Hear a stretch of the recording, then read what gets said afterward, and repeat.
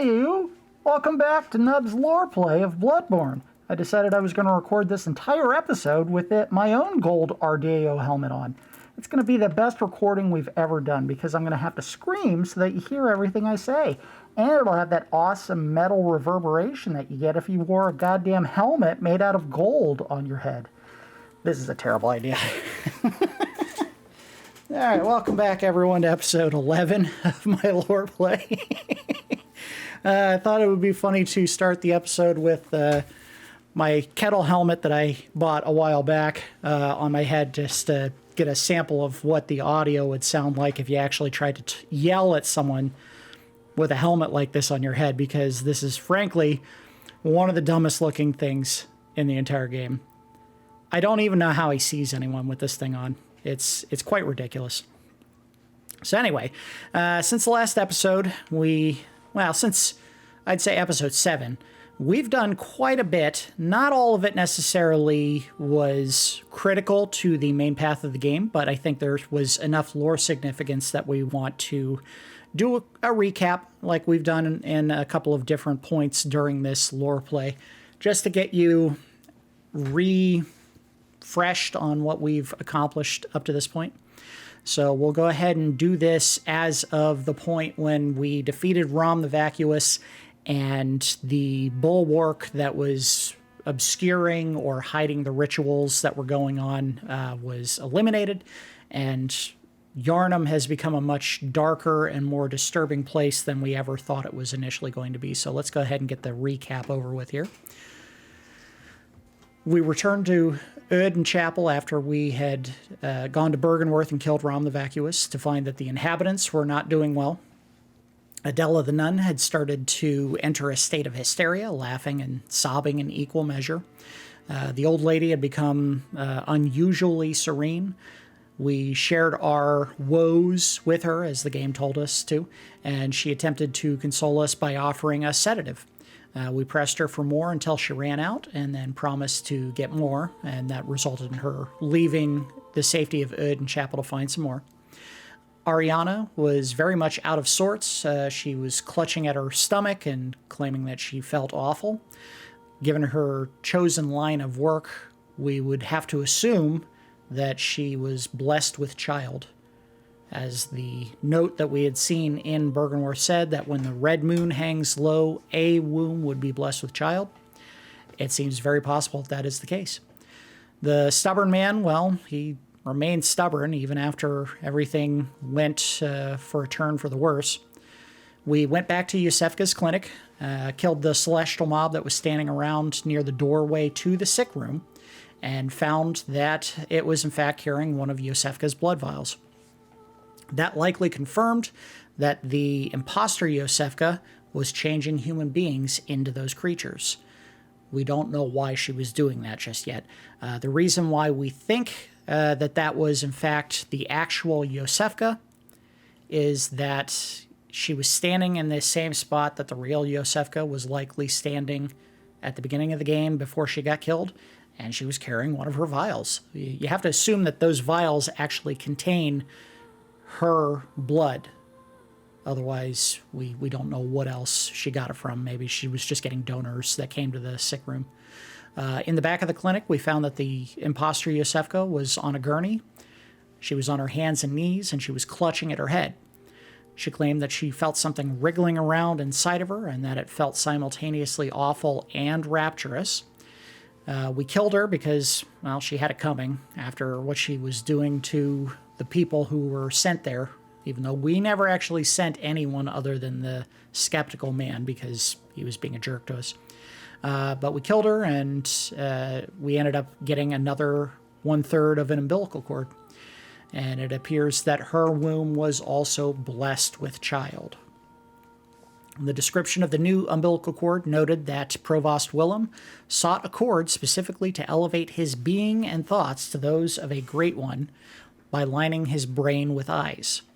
So now it seems that we can basically confirm that Byrgenwerth also sought evolution of the species, except in his case the methods were through elevation of the mind, not the body, as was the Healing Church's position. They sought to evolve the body, and they wanted to do that through blood ministration. We returned to the Forbidden Woods to locate a few missing clothing sets. We obtained the White Church set, the Church Hunter set, the description of which stated that the Healing Church viewed medicine not as a means of treatment, but rather of research, and that some knowledge can only be obtained by exposing oneself to sickness. The Healing Church may never have intended for blood ministration to actually heal anyone at all. It may have just been a serendipitous side effect of the blood ministration. But of course, they also say they were exposing themselves to sickness, so maybe it meant literally self-administering the blood. Could mean being around the beasts to see if it was something that was spread through other means, like physical contact or something like that. So I had to get a drink there. We then find the Graveguard set in the snaky part of the Forbidden Woods, which noted that the two individuals that possessed that clothing were Willem's close, loyal servants, and both were driven mad by the knowledge they acquired down in the labyrinth. One of them became the password keeper. The other was a guard that was in the forest, likely, who we found the clothing on. We entered the Chalice dungeon proper, and we briefly talked about the people that inhabited them, the Tumerians. They were a race of beings that had close connections with the Great Ones that once inhabited the labyrinth. As a result, they gained unique abilities that no human had ever seen before. At some point, most of the Great Ones left the planet. We don't know if they just decided that they didn't want to stay there anymore, or over time they slowly departed, but the Tumerians fell into severe decline as a result of their departure. Many of the ones that we find down in the labyrinth are thin, bony. They look like they're starving to death, basically. The Scholars of Bergenworth and later the Healing Church, whether as a result of pure malice or desire for knowledge, ended up killing, capturing, and enslaving many of the Tumerians, and they pillaged whatever they could find in the labyrinths. They seem to have had no regard for this separate civilization. They just, whatever they wanted, they took. They didn't care. And as a result, you saw in the Cathedral Ward, there were quite a few of the Tumerian people that were basically wearing church garb, possibly voluntarily to avoid being killed or captured, or maybe it was involuntarily, as is the case of the really big giants. They all seem to have had ball and chain attached to their legs, and in some cases they were physically using them as weapons. After completing our journey into the initial Chalice dungeon, we returned to the altar just outside of the High Cathedral, the one that was all the way in the back past the two hunters, the one with the shotgun and the one with the tonitrus. And we reflected on the fact that the tonsil stone we received from the villager in the Forbidden Woods resembles the head of the creature that was above the altar, the really big, multi-limbed, I don't know what to call it, like a peanut head type creature. The one that kind of looked like a mollusk. We approached it and allowed it to pick us up, and it crushed our body. At least it's what it looked like it did. A voice cackles with delight at our misfortune, notably the same voice of the villager that initially gave us the tonsil stone, so clearly he meant for us to go there and get trapped. We survived and awoke in a lecture building. The room where we awaken is full of animal fetuses and eyeballs. It appears that they were conducting experiments in this building. We found a locked door in the main hall of the lecture building, and a gentleman on the other side of the door basically owns up to his deception. It was the guy from the village, and implores us to search beyond the lecture hall to the grounds outside of the building. We enter a large lecture room and are accosted by one of the students. The student's body has become soft like a slime. We defeat it and find a key to the lecture theater on a nearby corpse, which explains that the lecture building is adrift in the nightmare, and that the building was originally used to study history and archaeology. It appears that they have since converted it to other more grotesque forms of study, perhaps in the pursuit of the nightmare realm itself. We don't know. In a small experiment room near the exit of the area, we found an item called red jelly. If you watched that episode in full, pretty gross. The description states that it is a stillborn infant that was found in the old labyrinth. The item itself is used as part of a chalice ritual, as disgusting as that sounds. In a side chamber near our spawn point in the lecture building, we acquired the Auger of Abriatus. The description reaffirms the importance of phantasms, otherwise known as invertebrates like the pearl slugs, as augurs of the Great Ones. And in this item particular, we are able to open a portal and partially summon Abriatus, potential Great One. We don't know what Abriatus, who or what Abriatus is at this point. We haven't even had a chance to use it because I think it is outside of our skill level to use. We have to be at 16 arcane, so we would have to spend 2 levels worth of blood echoes in order to use it. Sorry, I had to keep this from sleeping. Ooh, excuse me. The discovery of that item, ostensibly by tomb prospectors in the old labyrinth, was the spark of inspiration for Bergenworth's inquiry into the cosmos and led to the establishment of a group known as the Choir. There are now 4 distinct groups at play in the events of Bloodborne: the Scholars of Bergenworth, the Healing Church, the School of Mensis, who was doing something down in the village Yahar Ghoul, and the Choir.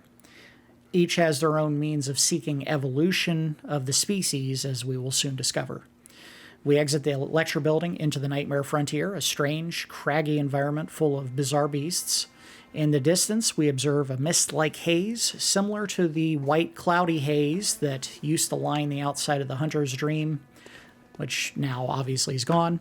But more important than that, we notice the tops of what look like ship masts.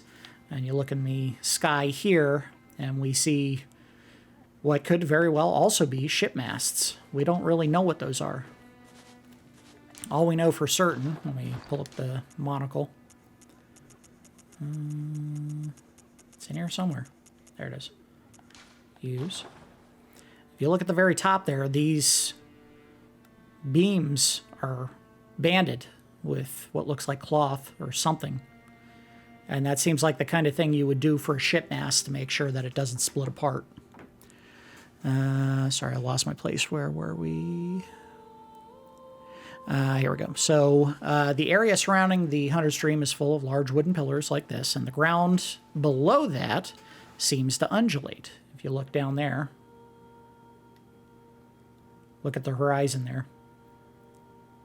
That doesn't look like normal ground to me. It kind of looks like water.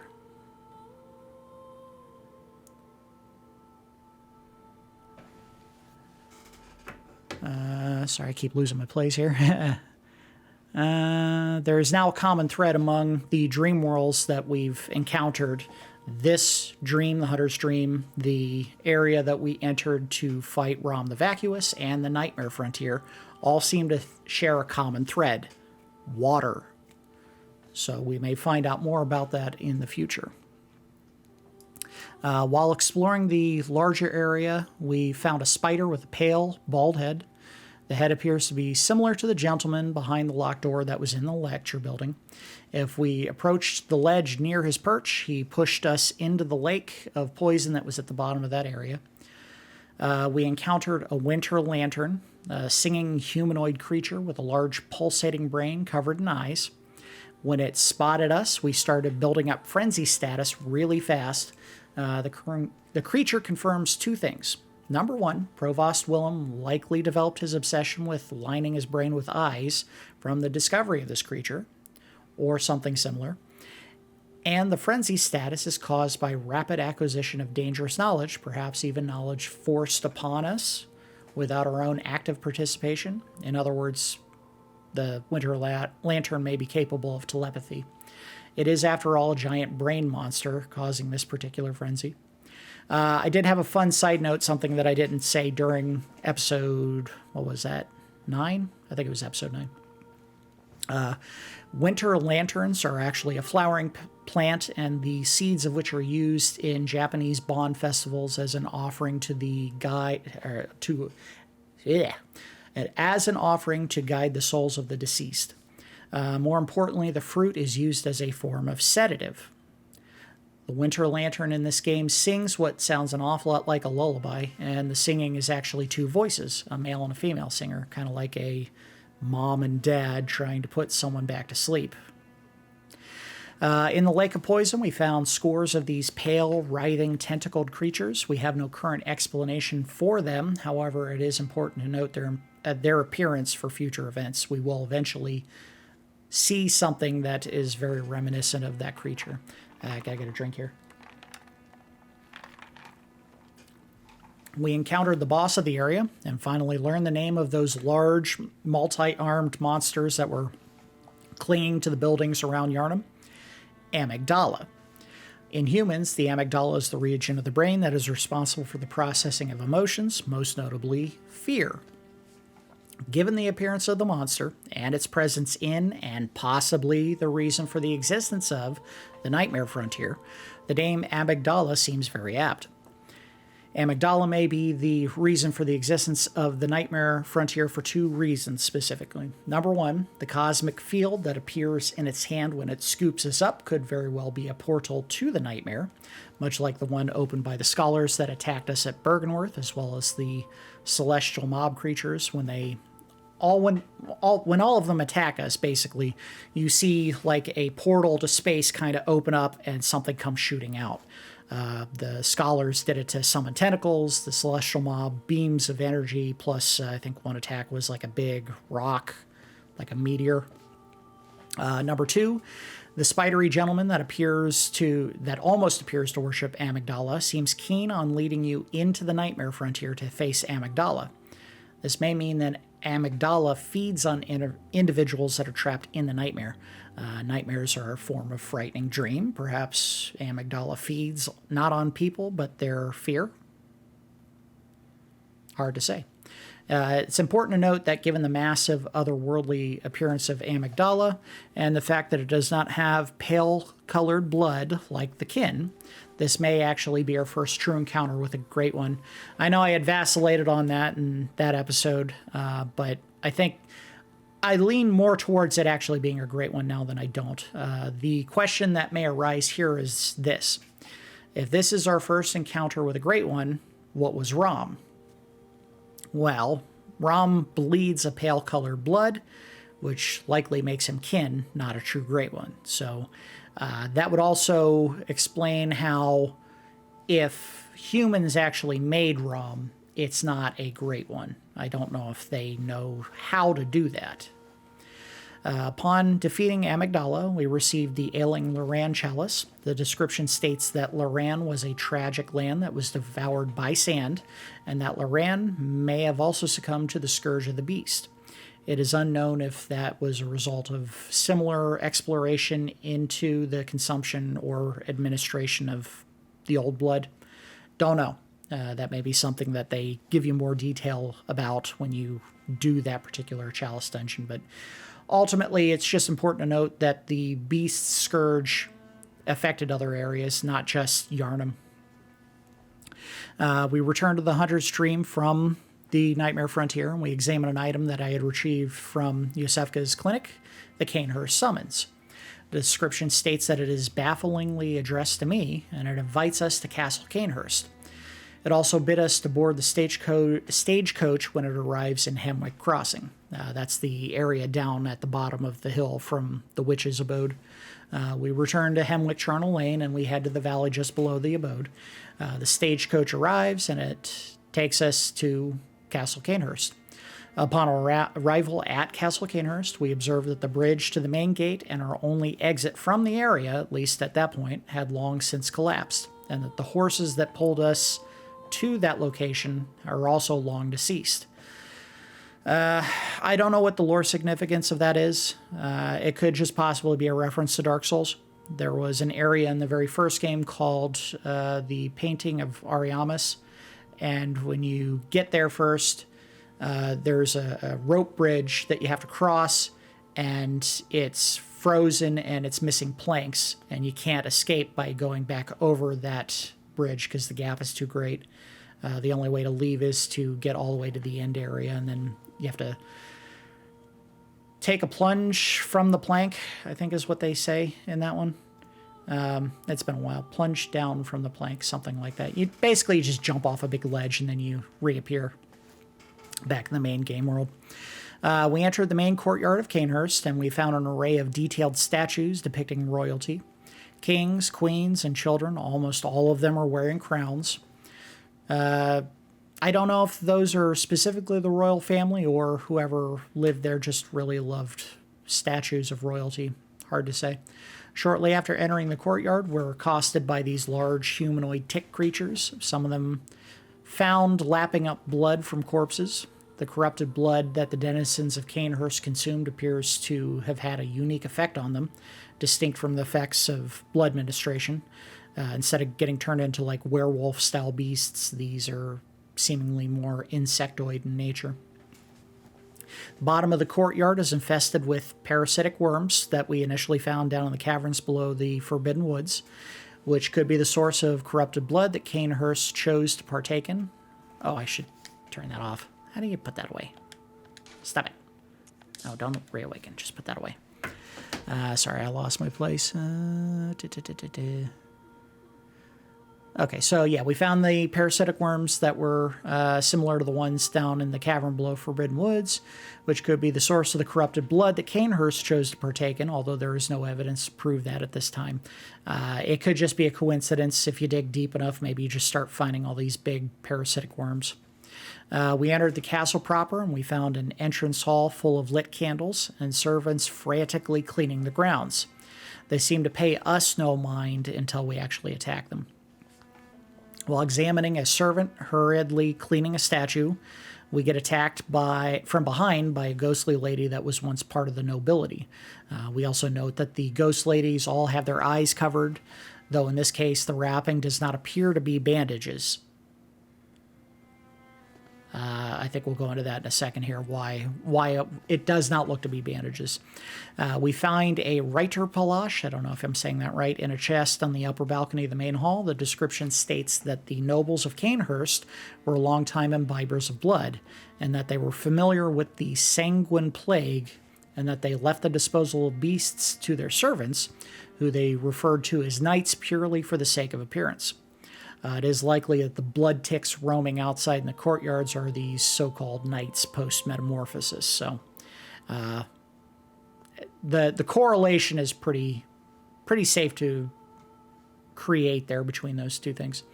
We enter a small dining hall adorned with fine silverware, candelabras, and paintings of the royalty.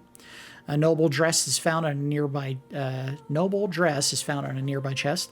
It indicates that nobles of the old bloodline wear this specific wine-colored or Bordeaux fabric. I don't know why I didn't think that was supposed to be a color. We may have already met someone who wears that specific shade. In fact, if I didn't mention it at the end of that episode, we may go point that out. We encounter one of the knights that the nobility employed to fight the beasts. He appears to be a servant, similar to the other ones in the castle, but he wields a Reiter Palash-like weapon. Perhaps as a stark example of how easily the castle fell into ruin, the knight's blown off his feet whenever you shoot him with a gun. And normally when you hit enemies in this game, they just kind of shrug it off. On a nearby corpse, we found a set of executioner garb. The description states that Master Ligarius has become a martyr, and he advised his fellow hunters that... Excuse me one second. Ooh, excuse me, I had a cough there. He advised his fellow hunters that acts of goodness are not always wise, and acts of evil are not always foolish, but regardless, we shall always strive to be good. This moral gray area that they operate within is not too surprising, given their affiliation with the Healing Church. But there is more evidence around than we realize of their less than noble actions. Back inside the castle, we enter a large library and find a Vile Blood register. The item is used to track members of the Vile Blood Covenant, but more importantly, it indicates that the Covenant is run by Annalise, Queen of the Vile Bloods. Perhaps this queen is still alive? In the library, we find more of the blindfolded ghost ladies, and some of them are now carrying around their own decapitated heads. Given the location of the executioner garb just outside the library, and the executioner's own stated goal, per Alfred, of the elimination of the Vile Bloods, we can safely infer that the ghost ladies were likely blindfolded by the executioners prior to their deaths by beheading. The operative gray area has come into focus for Ligarius's men, basically. In a closed-off side chamber of the library, we find the Executioner's gloves, a reusable arcane item. The description states that the gloves were passed from Executioner Father to Executioner Son, and they can summon wrathful spirits by smearing blood on them.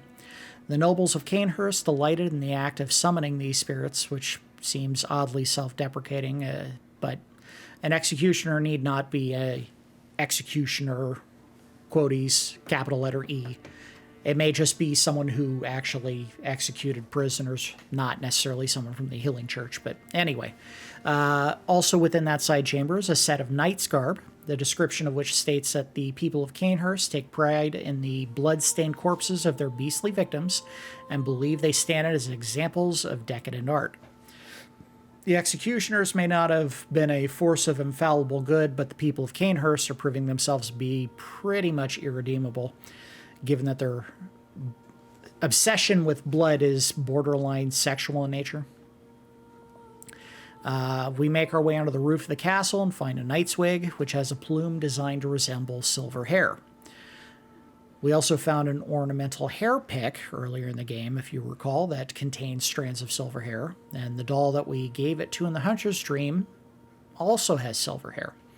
So it appears that there may in fact be an important female character that we have not learned about yet that was known to have silver hair. And she has a tie back to Castle Cainhurst, so we will find out soon. On the roof, we finally found Master Logarius, who is now known as Martyr Logarius. He sits upon a throne, his body is desiccated, and he wears a crown. Initial appearance suggests that Logarius was killed and or claimed by the people of Cainhurst, and now he serves their interests. After defeating Logarius, we acquire the Crown of Illusions. The description states that it belonged to the old king, and it reveals illusions. Logarius chose to don the crown of his own volition to prevent others from finding the vile secret it unveiled. So, despite his decrepit state, in fact, Logarius was working within that gray area that he espoused to protect the world from something he saw as far worse. Sorry, I gotta scroll down a little bit. I do write all these notes out. I'm not doing it from memory. Good Lord. I don't know if I would be able to do all this just from memory.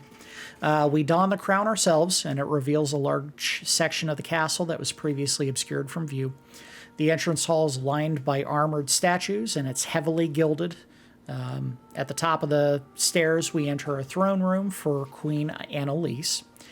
The throne room is cluttered with the statues that we had found throughout the castle, and the carpet leading to the throne is covered in splashes of blood, presumably from where the king was murdered. If Logarius killed the king, why didn't he kill the queen?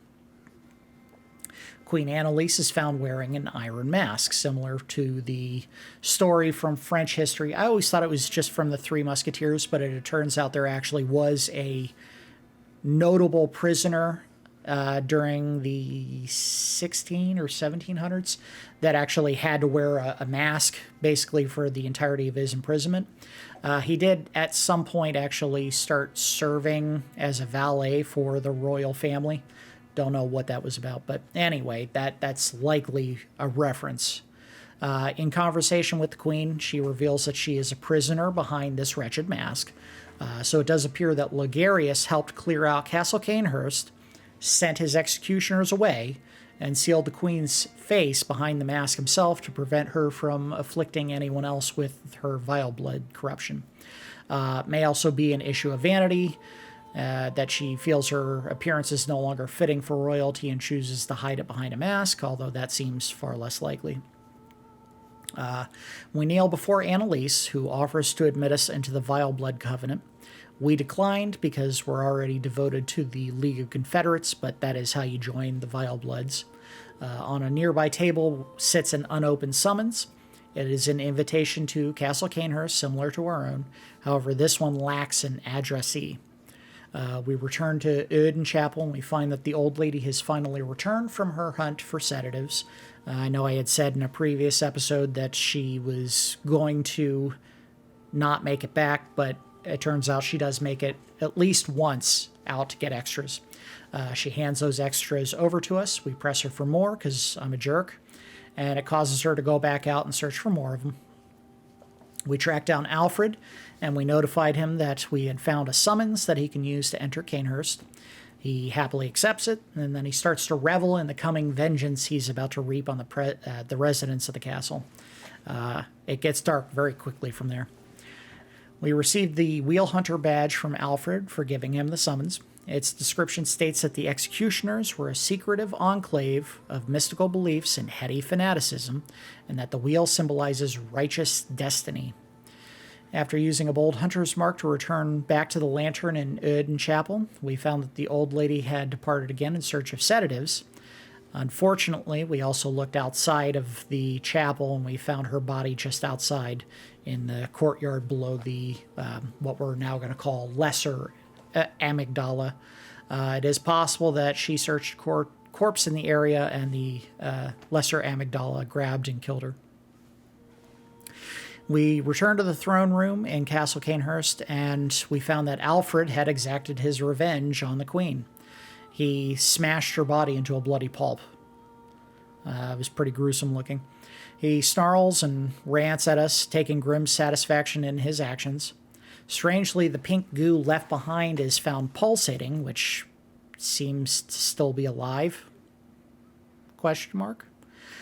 We pick up something called queenly flesh from the throne, the description of which states that the lump remains warm, as if cursed, and hails the undying Queen of Blood. The vile blood corruption appears to have conferred immortality, although it does not prevent mutilation of the nature that she has now suffered, apparently. I don't think if you just leave it alone in that seat, she ever recovers. It's just a big pile of pink sludge, basically. Alfred thanks us again for giving him the opportunity to complete his task, and notes that Logarius can now be canonized as a true martyr. This would confirm that Logarius did, in fact, send the rest of his executioners away before eliminating the king himself and sealing the queen away with the Crown of Illusions. If they were around for that event, they probably already would have known that he was doing what he did, and there wouldn't be any question about his actions, because Alfred does not seem to know what happened, and he would have already been canonized as a martyr. Finally, we returned to the Hunter's Dream and purchased 2 new items, Logarius's wheel and the gold Ardeo, that goofy helmet that I'm wearing here. The wheel's description states that it was used to slaughter the Vile Bloods in Cainhurst and bears their lingering rage as a form of damage buff. The gold Ardeo was a symbol of the executioners, meant to represent luminosity, ambition, and an unflagging resolve to face impurity. The cause of the executioners may have been just in their own view, but their propensity for self-righteousness is pretty staggering, especially from what Alfred started ranting and raving about when we showed up in the throne room. So that is going to do it. That was a ton of talking. Oh my goodness, that was a lot. All right, so we do have some ground to cover today.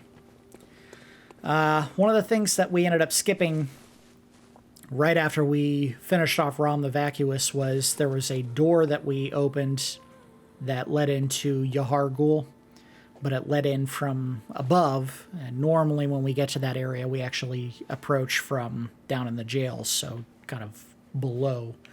What we can do though is we can go back to that area. Is it this one? No. I think we gotta do it from... Alright, we're gonna get this. It's this one. Now let's just go back to the chapel. And in fact, I think I wanted to go there anyway. So, Cathedral Ward.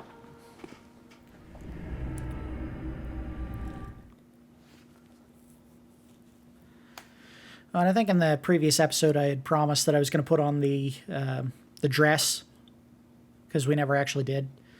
Now would be a good time to put it on, I would say.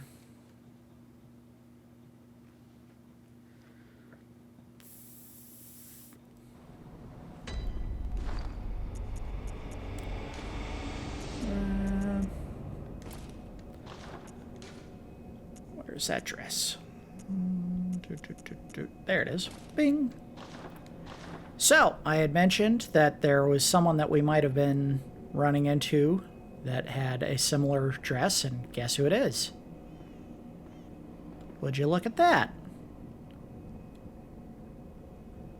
So what that's meant to imply is that poor Ariana here is actually possibly a former member of the nobility from Castle Cainhurst. And in order to disguise her lineage and probably protect her own life, she actually took up a job as a prostitute. It's kind of sad. Selling yourself for money is not the noblest profession in the world, but if it's the only way to keep yourself alive, that is a very sad state. And it would also explain why the local member of the healing church was so intent on listening to me talking to her.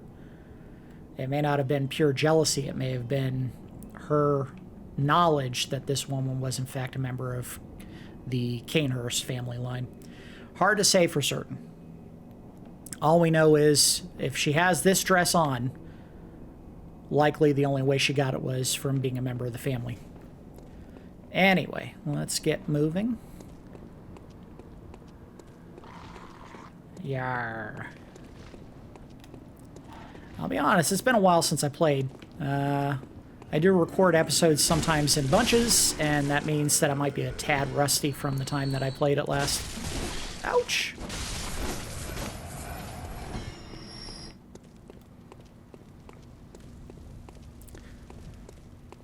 May also mean that we're absolutely in no state to fight the hunter that's up here in the High Cathedral.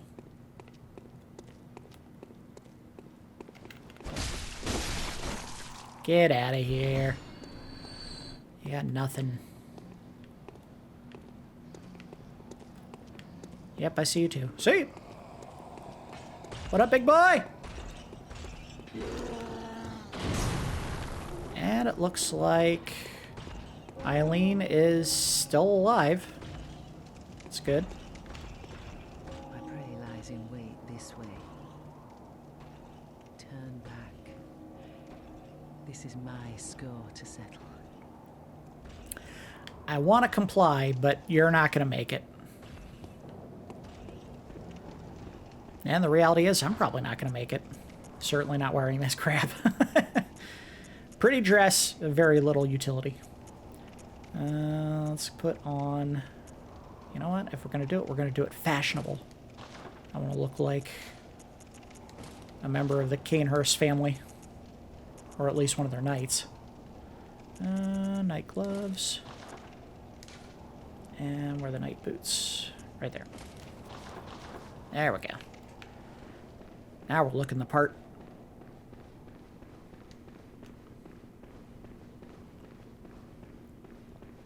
We're going to try this, I think, one time. If I fail again, I'll just continue, and poor Eileen may have to suffer the consequences, which I think if you go too far, she will, in fact, die. At least too far in the area we're going to go to now.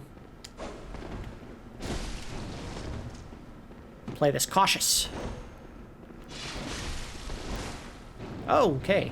Cautious, but I need to see what I'm doing.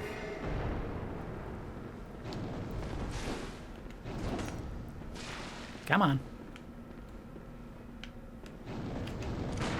Ow! Ow! Ow!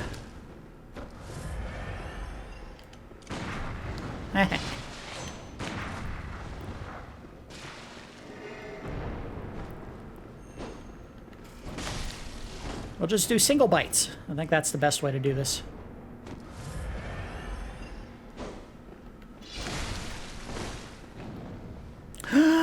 Is he poisoned?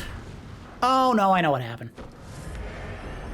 The weapon he uses actually does cause bleed buildup, I think.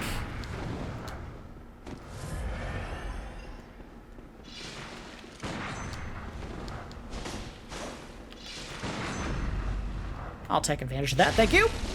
Sit down.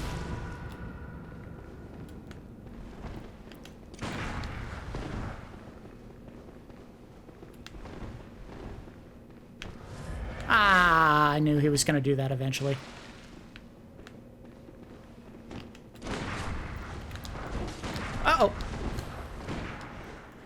it's not going as bad as I thought it would, but I am being a lot more patient than I usually am.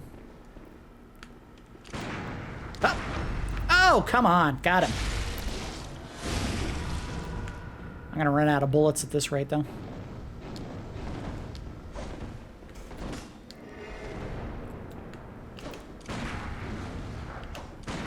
I'm taking too slow on that.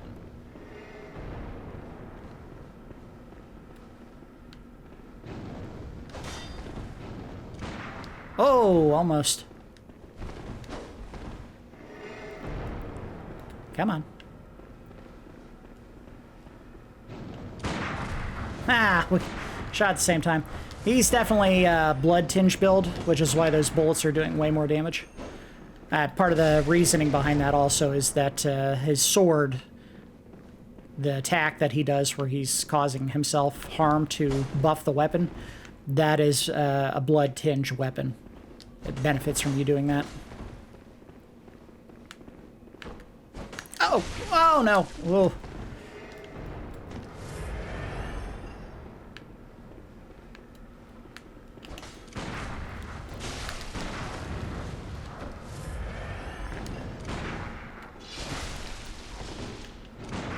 Uh-oh. And the reason he keeps disappearing is the item he's using there is the old hunter's bone. What it does is it just makes it so whenever you dodge, you partially disappear. It's meant to keep you from tracking someone who tries to roll out of an attack, but apparently when I'm locked on, it doesn't actually stop me from tracking them.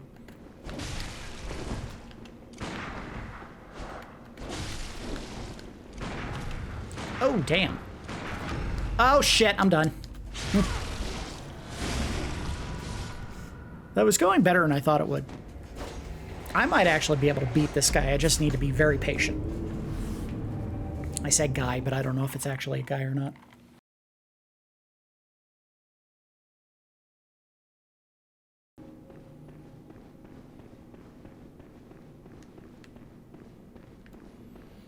Pick up all 1,500 of my blood echoes.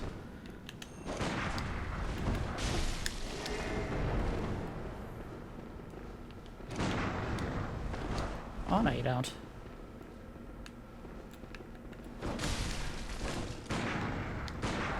Oh, he almost got me there. That was a clutch dodge.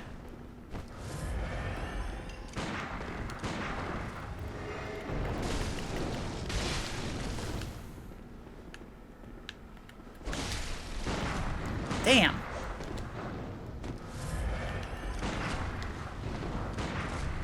It's too bad you can't summon help here.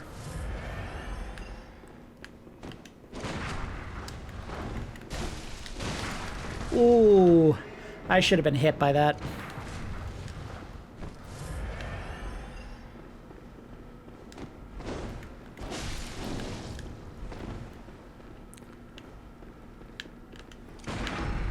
Thank you.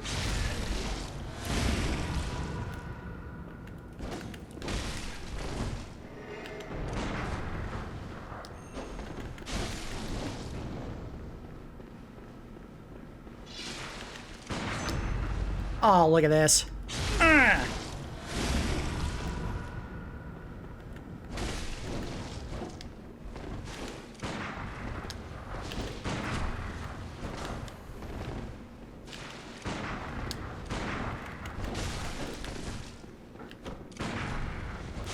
Uh-oh. Oh, no. He's gonna heal at some point here. Or try to stop me from healing. Look at this.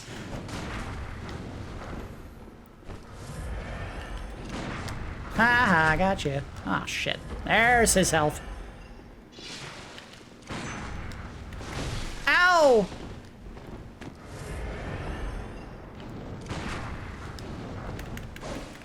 Oh, oh, back hits.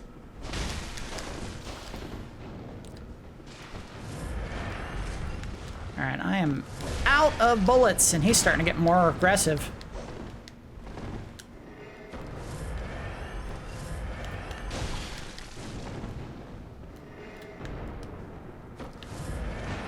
He was very patient before. He's getting testy.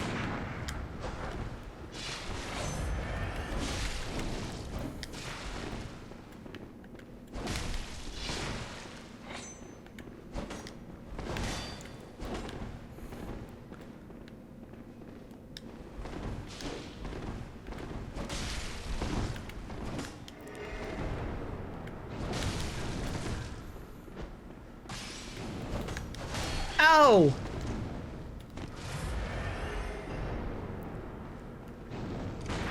Ah, shoot. Thank you for the opening.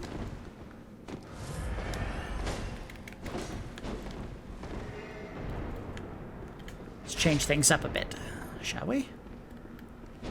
Oh! Oh, shoot. Now I can't heal for a couple minutes here. This could be trouble. Or I could just walk around until it burns off. Can't get me if I stay away. Ah! Okay, this isn't working. Put that away. Uh-oh. He's getting aggressive! Ah, I got trapped. Alright, well, we tried our best. Unfortunately, I don't think Eileen's gonna get to have her life saved. This fight is very difficult.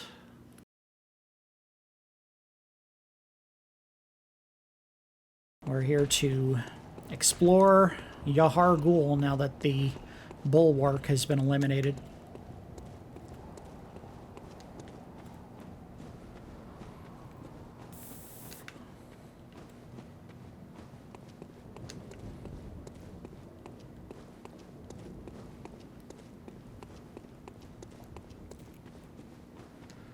All right. Oh, let's do this the smart way. By the way, it's been a while since we checked in on the pair of nutty nuts. See what they say now. No response. Actually, I think I might have checked last time we came through here. Basically, at a certain time of night, either they have lost their minds to the point that they may just, in fact, pass away from fear or insanity, or maybe they've transformed. See ya. See ya.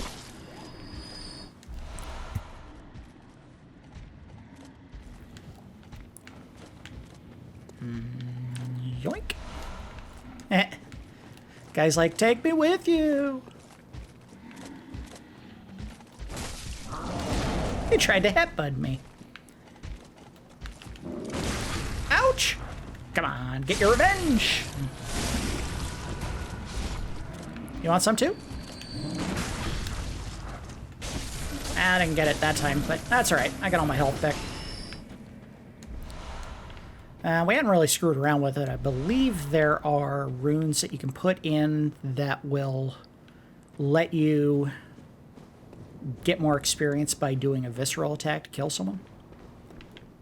I like the ones we're using now because they buff the important stuff like stamina and health, and I think we left one on for blood echoes. Anyway, it took a very long trip to get here, but now we are back in Yahar Ghoul.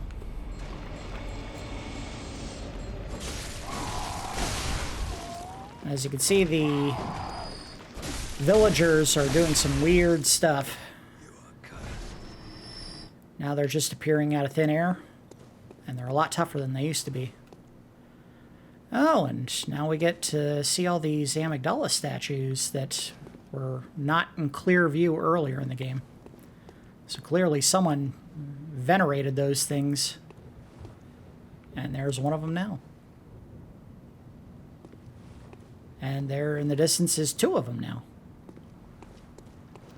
And there in the distance is three of them now.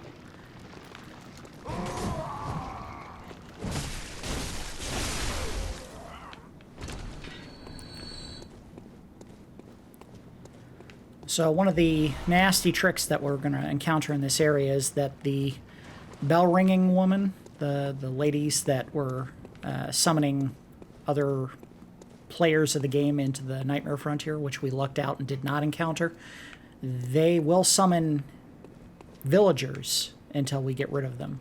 So we'll periodically have to fight off some blood-summoned villagers. Oh, no, we don't want to leave. As a result of those bell-ringing women. I think you can hear one of them sloshing about somewhere. Anyway, this is a curious sight. A man with a cage on his head. And he's staring off into the village!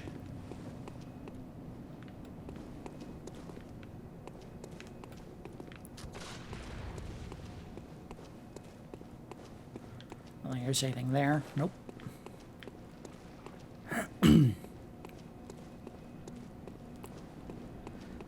An item down there, which we can probably get by going around here.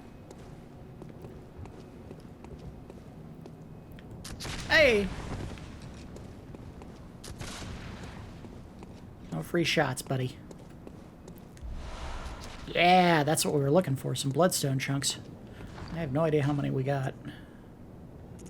Just the one. Yeah, so we need 7 more to upgrade my saw cleaver to 9. And then the only way to upgrade that is the final upgrade material, which you find only one of in the main game. The bloodstone slab, I think it's called. Or rock, something like that. I saw ya. Uh-oh. Ooh!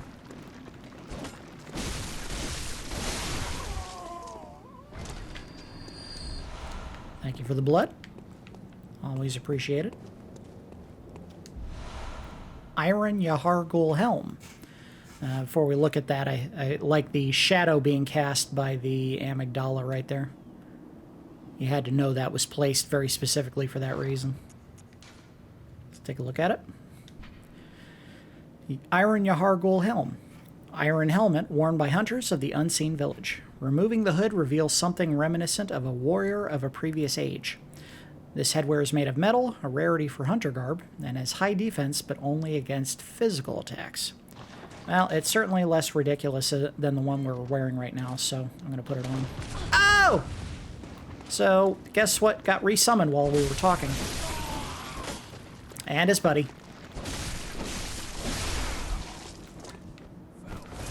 Only way to stop that from happening is to find the woman that summons them. And even then, I can't guarantee that that'll stop it.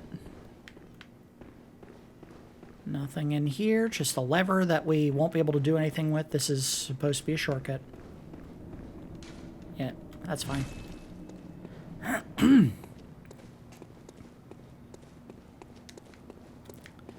And how did we get back up there? It's this way.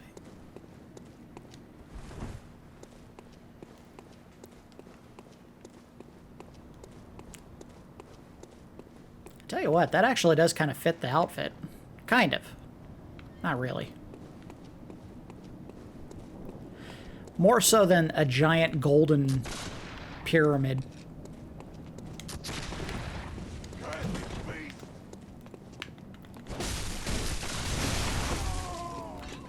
This cursed beast killed your ass.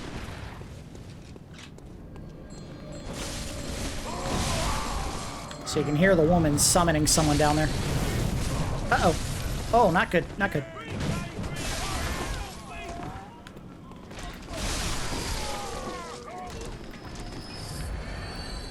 So if we stick around too long, she'll just resummon all the people that we just killed. You gotta get moving. Ow! Get it done! She is up here. There you go.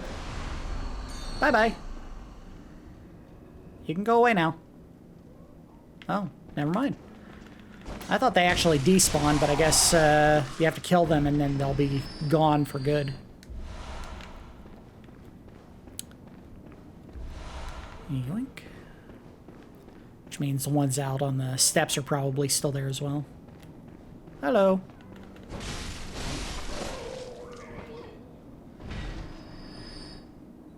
I know we had said something about it the first time we saw him, but you see more of these weird mollusk head statues. We have not seen an equivalent creature in the game.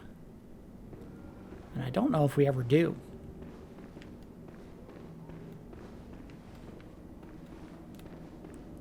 What up, boy?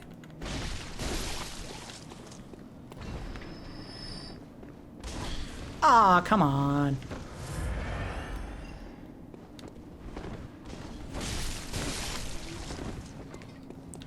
Stay back. The Amygdala will try to grab us, depending on where we go.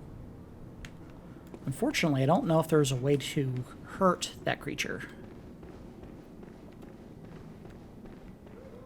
I don't know if they ever move a hand or their head low enough for you to make contact. Ta-da!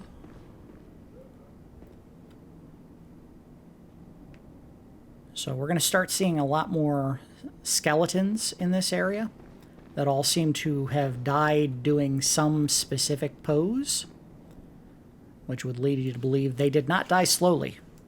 Whatever killed them very quickly, and they were frozen in place, kind of like the bodies that they found around Pompeii after the volcano erupted, and the wall of ash, superheated ash that hit them, hit so quickly it froze them in place, whatever they were doing. The Mensis ritual must be stopped, lest we all become beasts. So it's possible that whatever the bulwark was stopping, the School of Mensis may now be able to do since we got rid of it.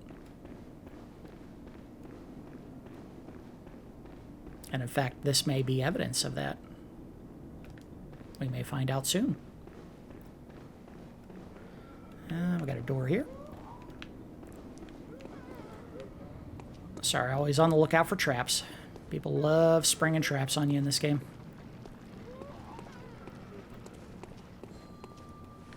Oh, I hear another bell-ringing woman somewhere nearby.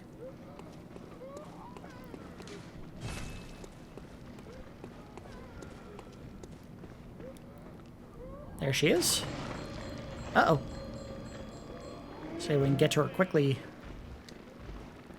Oh, big boy! Ow! Oh! Is that door open? I don't think it is. Oh!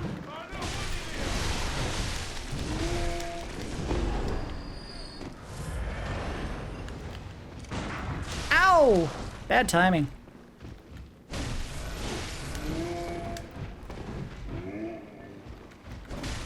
Uh-oh.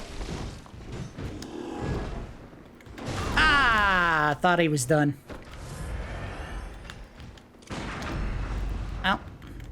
Just hit him in the back. Whatever. Get it over with. He's gonna respawn soon. Air. We'll look at that in a second. We need to get to that bell-ringing woman soon. Here's another example of some of the crap going on here. Alright. Get to the woman! Worry about everyone else later.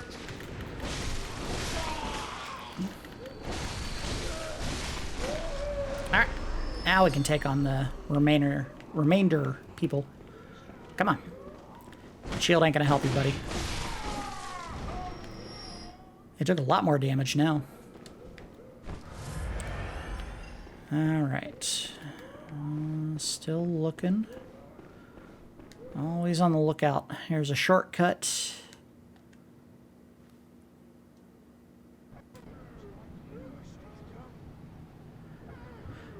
Still having problems with the video. I'm fairly convinced it's the PS4, and I think I know what it is now. I had a couple of theories about what was causing the issue, and now I think I know for certain. It's the fact that I'm running the game off of an external hard drive. It's probably not the highest speed, and I think whenever it has to load new data, it causes this video issue. I tried HDMI cables. I thought maybe the system itself was having issues, but the game never freezes when I'm playing it, so it's got to be something else. Anyway, sorry about that, guys. Thankfully, this will probably be the last PS4 game we look at for a while, so you won't have to worry about it again for a very, very long period, probably.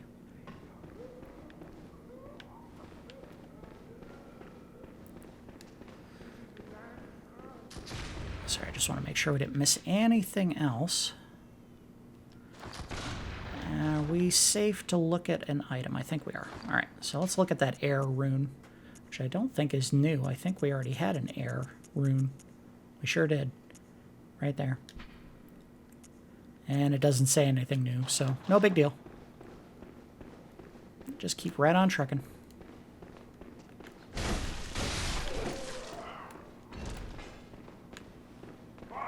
Big swing!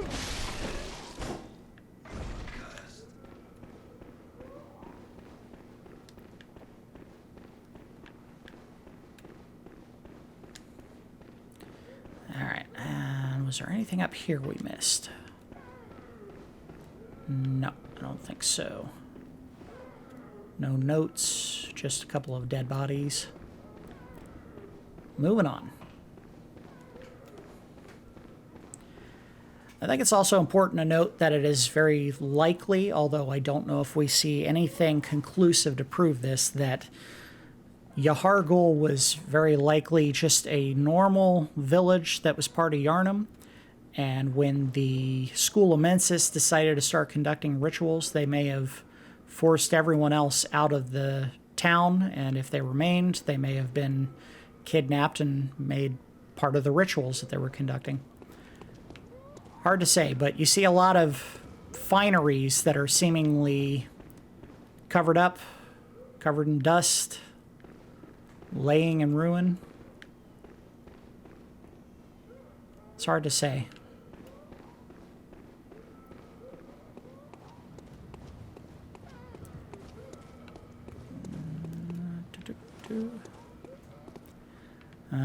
We're getting close to the gauntlet. We're going to have an area coming up here very soon where we have to run through to safe haven because those Amygdalas, and you can see one right now doing it, will pop their eyeballs out. I don't have the monocular equipped.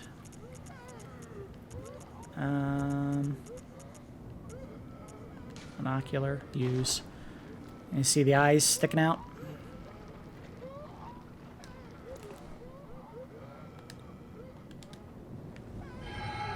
Oh, you idiot. How do I turn this off? Do I gotta use it again? This is what I get for not just putting it in my quick use bar. That's alright. Hello, ladies. How's it going? Good talk.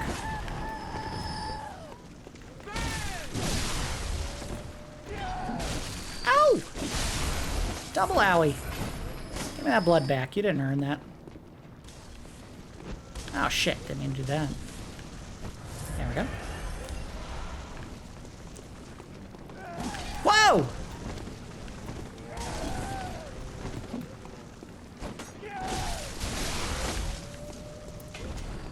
Yeah, this is part of the gauntlet I was talking about. The fact that you can kill some of these ladies, but since they are blood summons, they will certainly come back once you finish. Another gentleman wearing one of these weird cages on his head.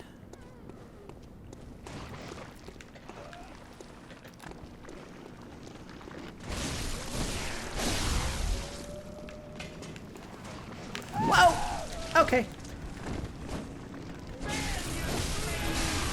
Alright, we're gonna have to find that bell ringing woman because they're gonna keep coming.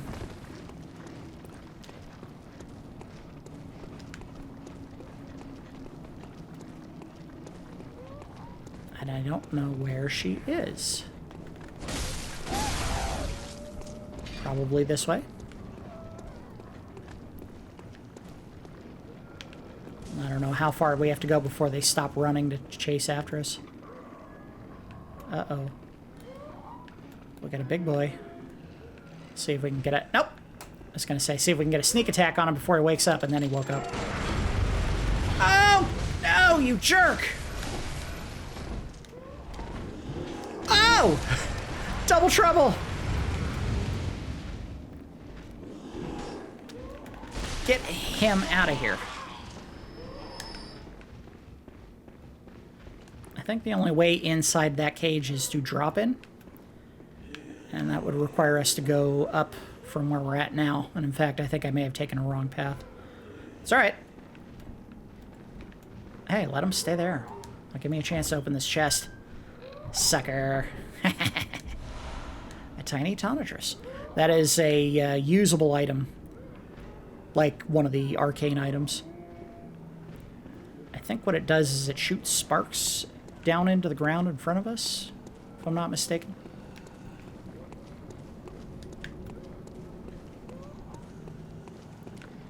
Alright, we're gonna have to run through the gauntlet of ladies again up here. Hello. Goodbye. Unfortunately, after the first encounter with them, I don't think you can get any items from them again. It's a one-and-done type situation, so you get the... Oh! Okay. You get the blood vials that they drop once, and that's it. So the game wants you to learn. You can't stand there and fight them forever, and in fact, I don't think I'm getting any blood echoes by killing them either. She's nearby somewhere. Bloodstone chunk. Good, good, good, good. Gotta run. See you later. Owie! Oh, this isn't good. Ow! Go, go, go, go, go!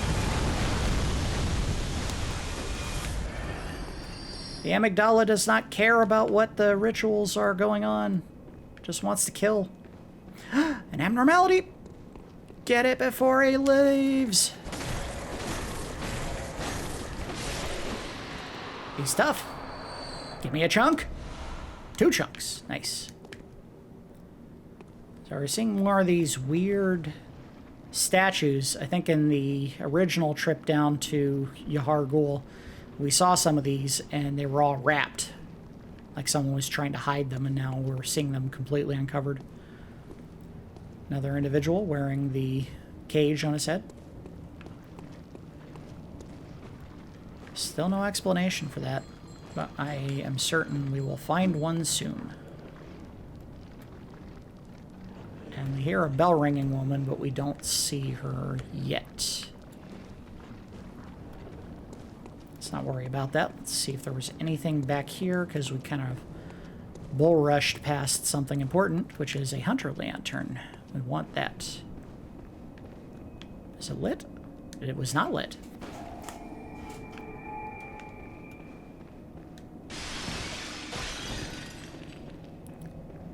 Okay.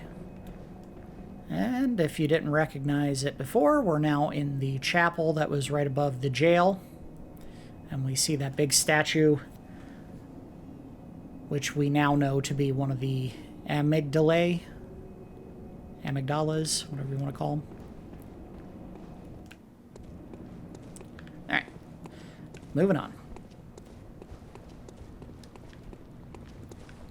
So we have 2 ways we can approach this. We can go down the main way, but we know there's a guy with a gun there. The better choice would be to take him out before facing any of these other guys. But again, there is a bell-ringing woman that we need to find and get rid of, or they're just going to keep respawning. So, getting rid of them good. Not going to last.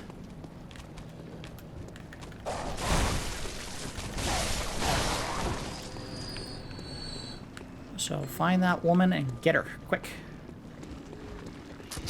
Owie! Oh, wow. Up close, that did a ton of damage.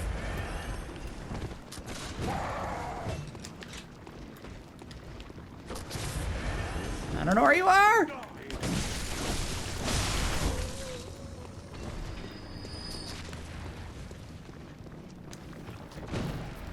Oh.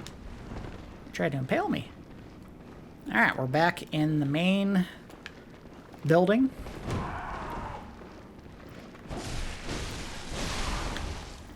Good news is the big brute can't come through the doorway. Bad news is his buddies can. You note, instead of using a brick, now he's carrying an entire statue as a weapon.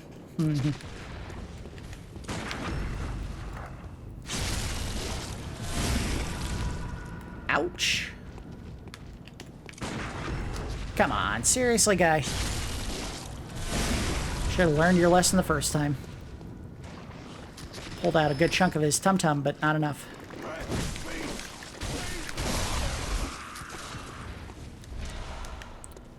Wow, 8 blood vials. They know we're in dire straits. They're giving us a ton of blood. Still didn't see the woman. There she is.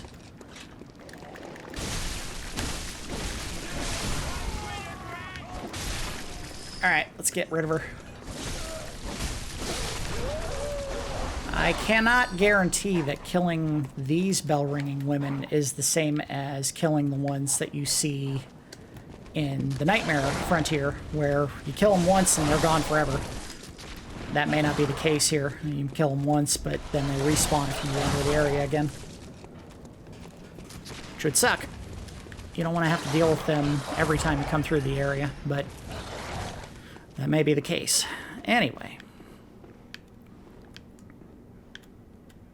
Did you give up? Yeah, you gave up. Get out of here, dog. Alright. So, this used to be a hunter lantern, but it looks like somebody did not appreciate us using that. I got rid of it. Nightmarish rituals crave a newborn. Find one and silence its harrowing cry. You hear the harrowing cry now, don't you?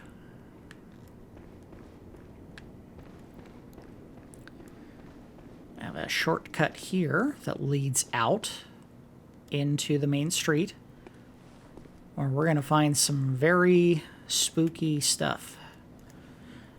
We're probably going to go do something really stupid that we don't need to do. We can literally just walk away from this. But if you look down there, we have some hunters. 2 visible, and I believe a third one is skulking around the corner somewhere.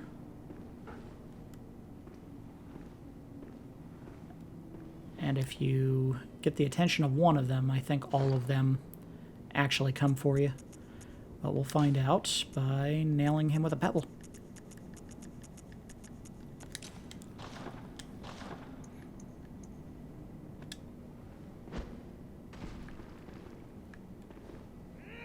Yep, see, his buddy's going to come with him. You deal with one, you deal with both, unfortunately. And there's the third.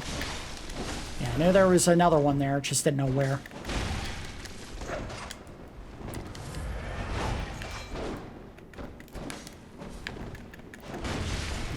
Uh-oh. Oh, boy. Things are getting ugly. Screw it. I don't want this. Ah, I'm dead. The game continues to ratchet up the difficulty. Fighting one hunter is already a harrowing task. Fighting 3 of them at once is almost suicide.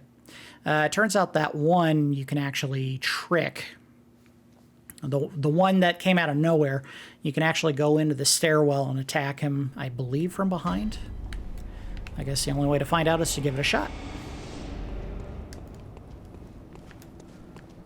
This could be a little tricky.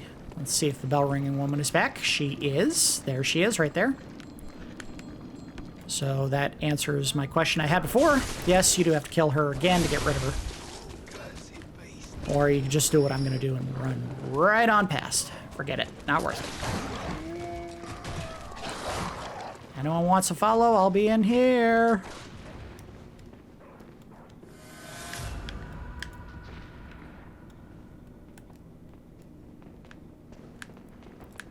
Big swing!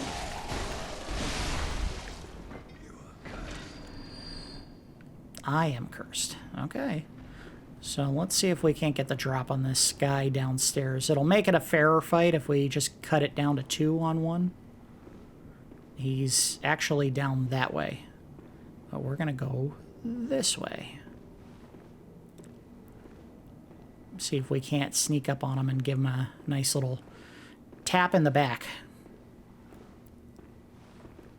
And if he's not on this stairwell up... Yep, there he is. I was going to say he might even be down, but no, this is him. See if I can't get him. As soon as he gets alerted, his buddies will also arrive, so if we can get rid of him quickly, that would be a nice benefit to us.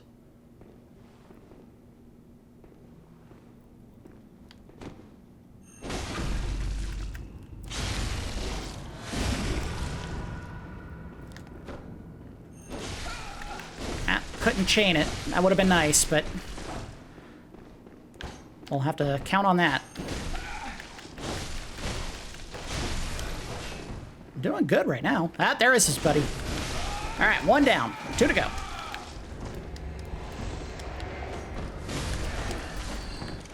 Move!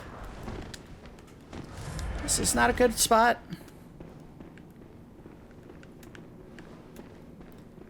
All right, let's get up somewhere more open. Hello.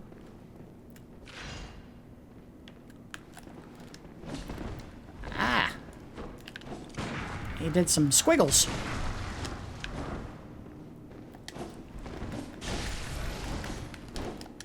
Oh, no, you don't. I don't know where his buddy went, and I'm happy that he's not helping. I think that's actually one of the things you can do to alleviate some of the problems with these fights, which is you can actually get them trapped downstairs and they get lost trying to weave their way to you.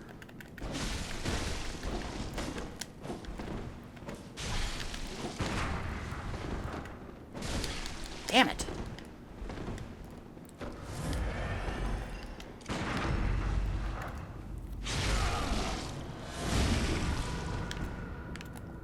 Not enough for a kill.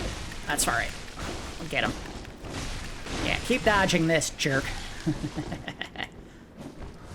Oh, there he is. But they come from behind. Okay, okay. Let me heal.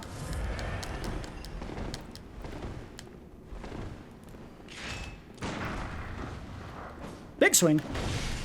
I want to get rid of him first.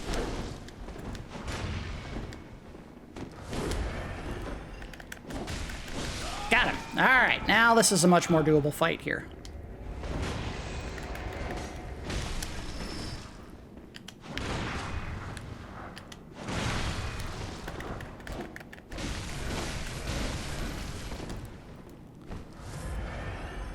Come on. All right. Oh, I was hoping he would let me get the hit.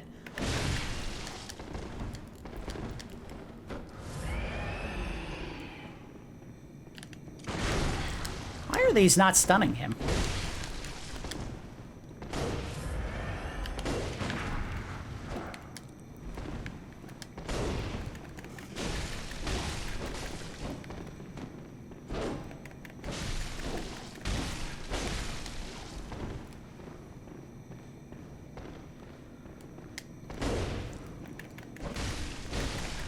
And it's over. Whew. So the biggest benefit to the way I did that was getting behind that one character and just kind of jabbing at his back. Sorry, I thought I unplugged my headset there. And I got a rune for it. So let's take a look at that rune. Claw mark. I saw it a minute ago and then I went away from it. There we go. All right. So, nope. There we go.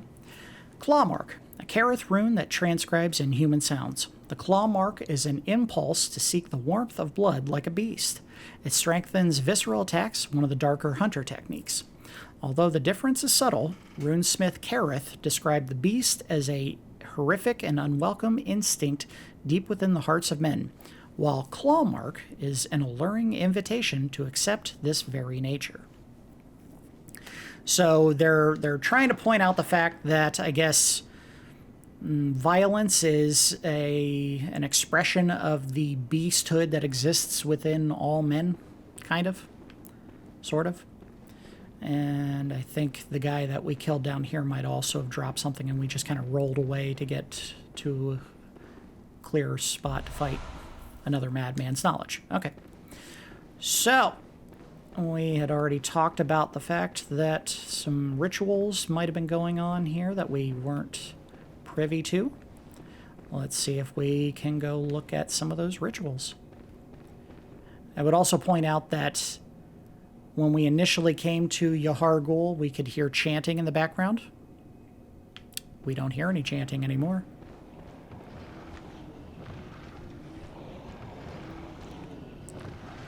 Okay. So there's one of the first signs that they completed their ritual. And there's another one right there. We'll probably have to come back to that one in a second here, because we're going to have to fight this mass of skulls walking out of a chest.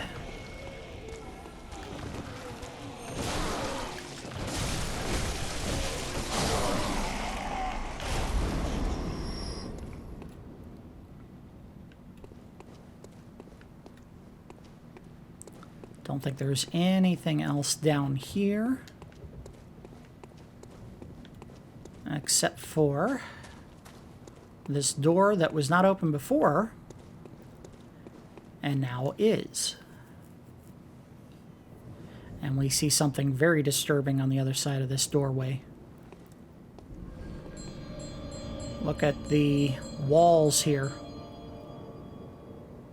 People were clearly trying to get away from something frantically. You can see them reaching up there, clung to the wall. Whatever it was they were trying to escape from, obviously they failed to do so, and it killed them, and in some cases seemingly forced them into the wall.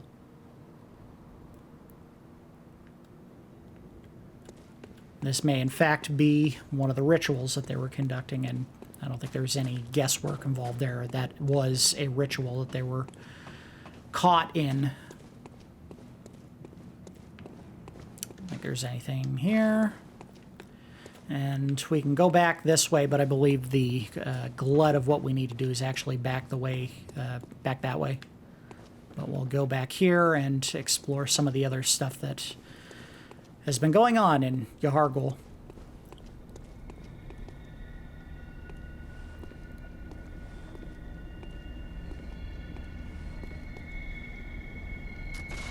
Oh! Should have known better. Leave yourself open. Huh. Ow! Ooh! Big hit. That hurt. Jerk. And let's see if there's anyone else doing anything. Hey, bell-ringing woman. And there's summons for you.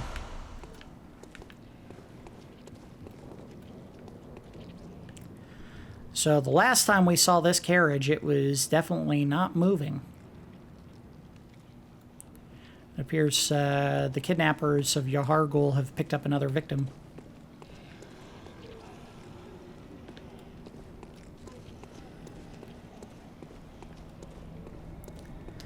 So before we were rudely interrupted, there was one thing in particular I wanted to look at there, but we'll do that in a second once we clear these guys out.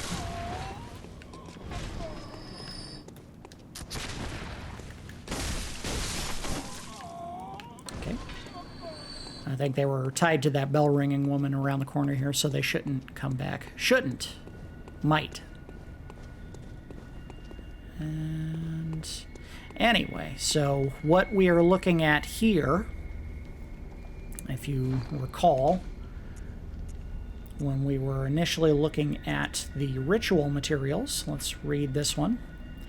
One of the basic ingredients used to satiate a holy ritual is this incoagulable blood. When all is melted in blood, all is reborn. The key word there is melted.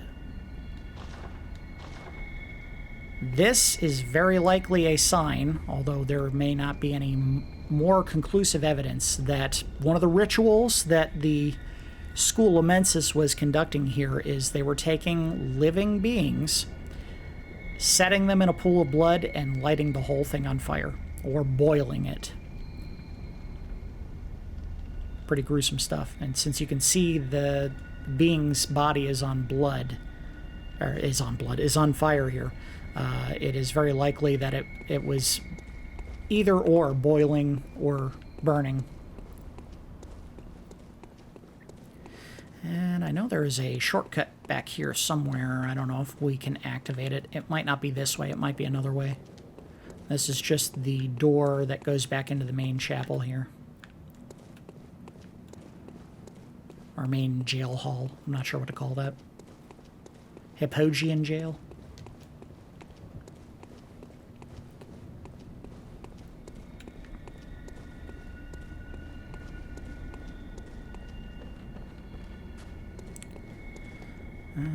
So we might end up having to make this a two-part episode. I don't know how much more we have to go, but it is already at the 1 hour and 27 minute mark. What I may end up doing is I might just cut out the review portion at the beginning of the episode, the kind of briefing on what we had already seen, and put that in a separate video that comes out same day.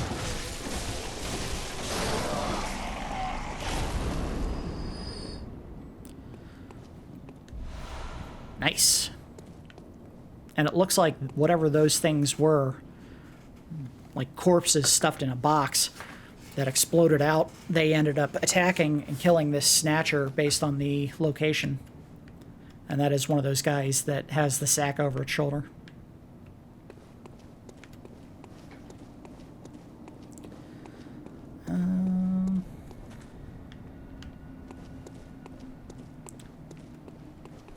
So I think we might be attacked by something out of this carriage. In fact, I'm very certain that's going to happen, but we're going to take the bait. Hey!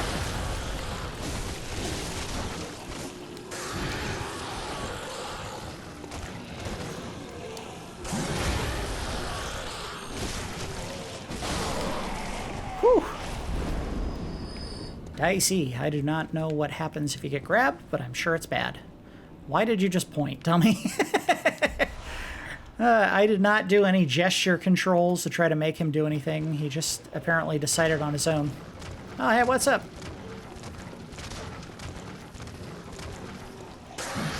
Nope.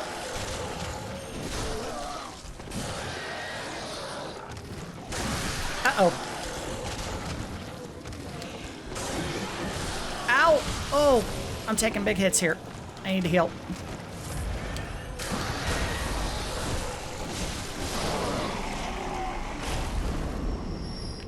Give me some blood. Kin Hunter's Damp Blood Gem. So what the Kin Hunter prefix usually means is it'll do more damage against enemies that are kin. So basically anyone that drops that pale blood stuff. This may be a good time to employ a pebble. Get one at a time instead of multiples. Come here.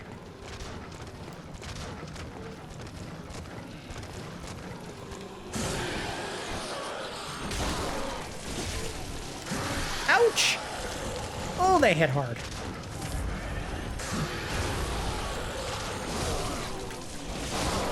Down you go.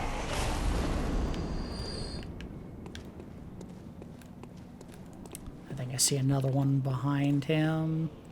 No? Guess not. Now, I have no idea if I can actually do a visceral, but there's only one way to find out. Nope.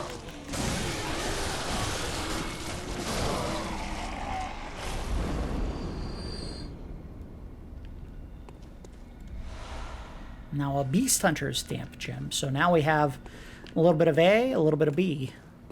You want to damage an enemy that is more aligned with the Healing Church's form of evolution. You have a gem that you can use specifically for that. So as you recall in the previous visit to this area, this was a dead end that had a guy and a pair of dogs staring at it, and I don't know if that is supposed to be the case. I don't know why. I remember that opening previously. I guess I had it backwards. You actually do go the other way. It's alright. I think we're done in this area.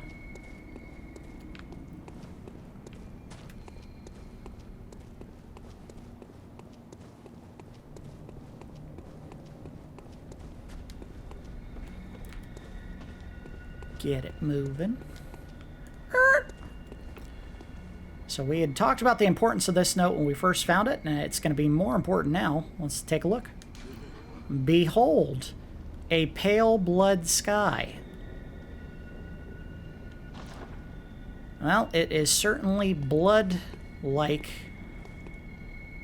And as we had mentioned before in a previous episode, awfully curious that there seems to be clouds going both behind and in front of the moon. Normally, a moon is not close enough for clouds to go behind it. Hint, hint.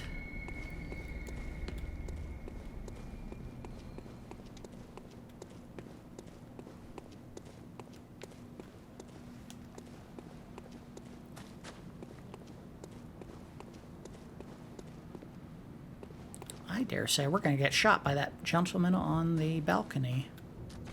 Oh! He tried. Or you're going to see a whole lot of people that got blasted into the walls here.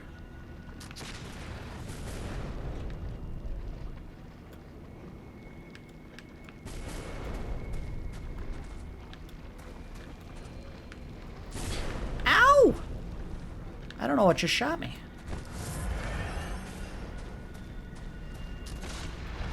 I think it's these guys. I think they actually have a ranged attack. Oh my goodness, that did a ton of damage. And I'm dead. I have no idea what happened there.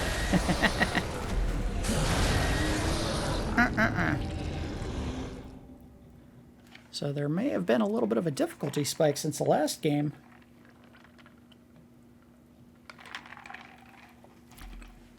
Cainhurst Castle was tough, but I don't know if it was this tough.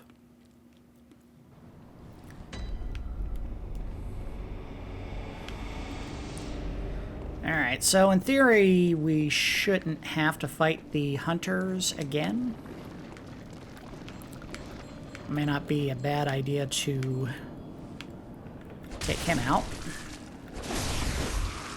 And then we can just run past these guys. See ya!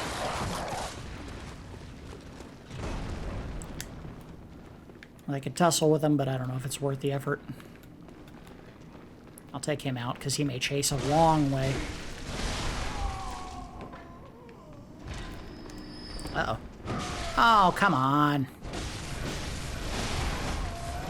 Get out of here. Yep, the hunters are in fact gone, so we do not have to deal with them anymore. Which is good, because this area is tough enough. We don't need more.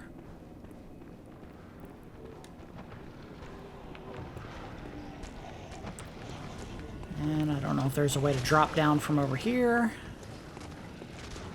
I think this is a dead end, possibly with an abnormality or oogie boogie.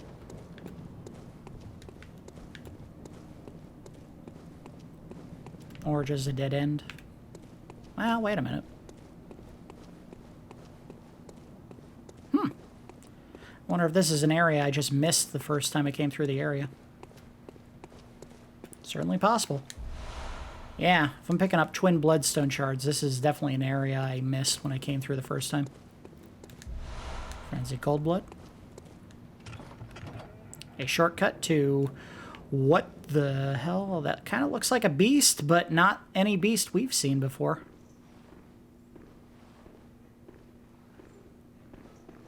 Like one of those werewolf beasts, but he has some extra limbs.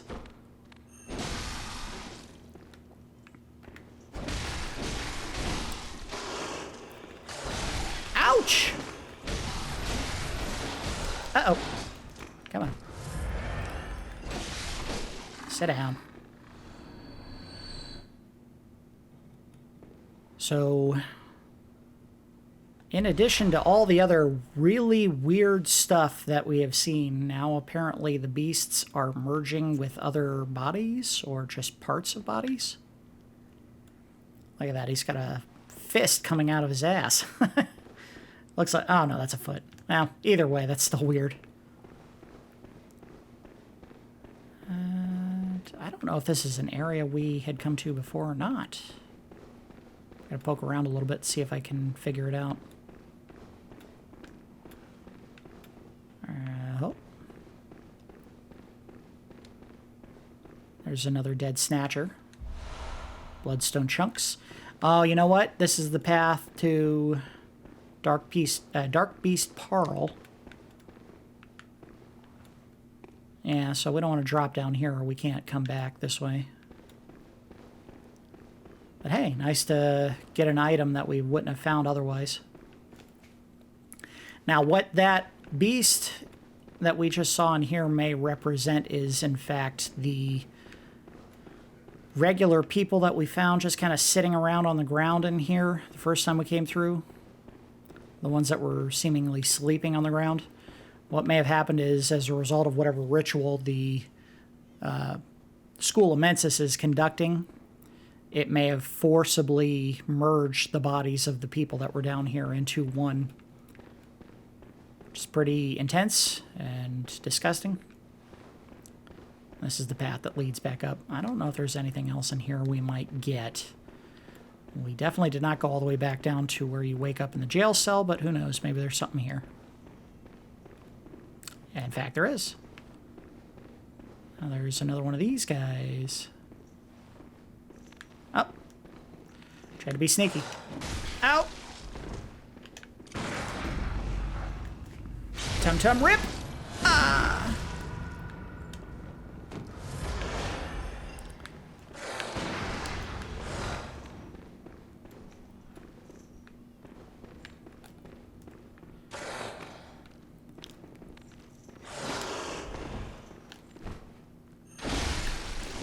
Big hit!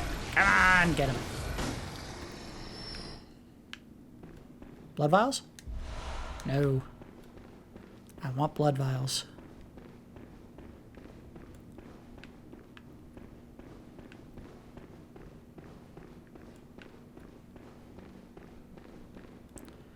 I think this is where we found Adela before.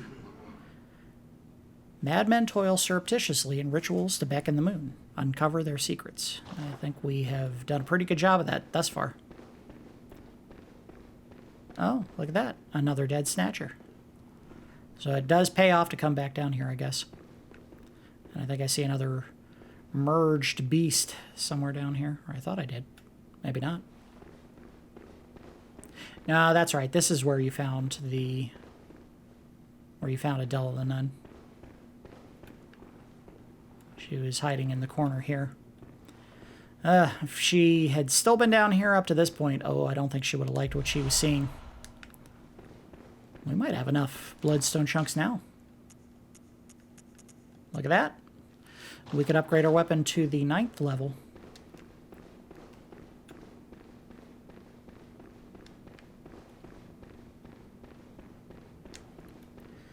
Alright, so that was a long little jaunt away from the main path. But it was worthwhile. We got some bloodstone chunks, which was very useful. This is the jail cell that we ended up in when we got kidnapped initially by the Snatcher. So now let's make our way back to where we were before. Alright, so not that way, this way. We go up and through this side passage. Back onto the street.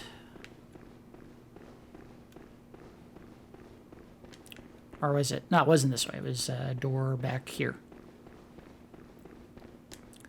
Door we couldn't open before, but we knew it was a shortcut of some kind. And now we have it unlocked.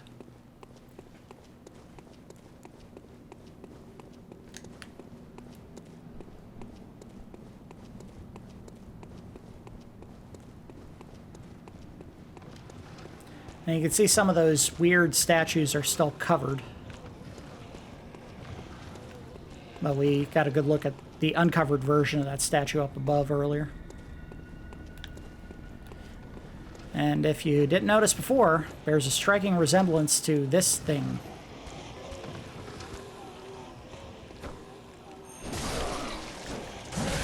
Whoa, big swing!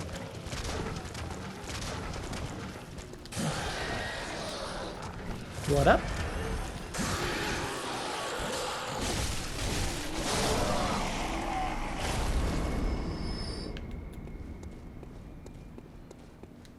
If there is a weakness to those things, I have no idea what it is.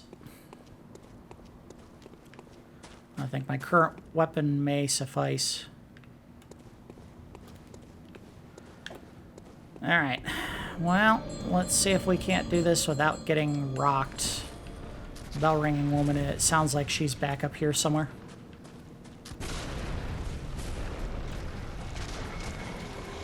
Uh-oh. Oh no! Don't let them trap me!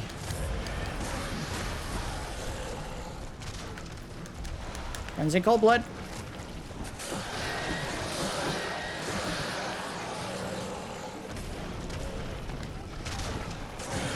Big swing!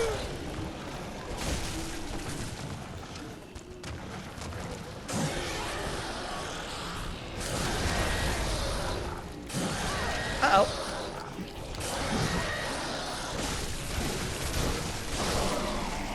Gotcha. And here was where that gun-wielding guy was. Someone's taking shots at me again. I don't know where it's coming from. It is those things. All right, there we go. Now we have an explanation.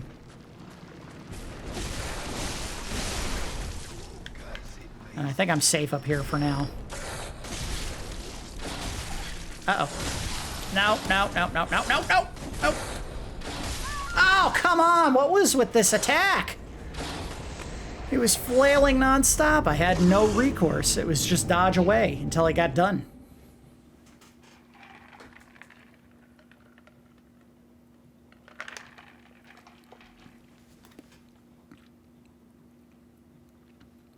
Still haven't found a good shortcut yet, but there are shortcuts here.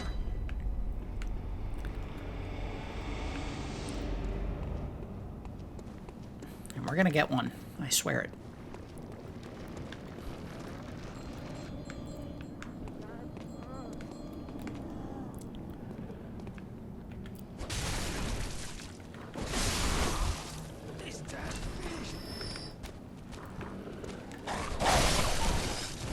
Bad dogs. Alright. Screw it. I'm not even going to try to stop these guys. I'm just going to run right on by. Not even going to wait for them to catch up in here and try to fight them. We got progress to make, and we're not making a ton of it right now.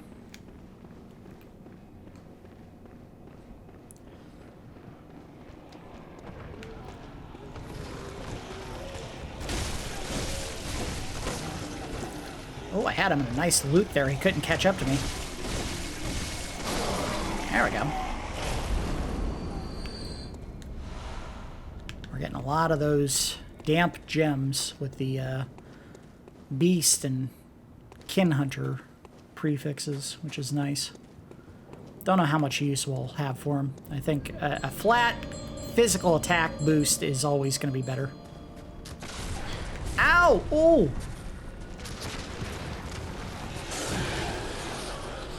Get somewhere where we can get some health.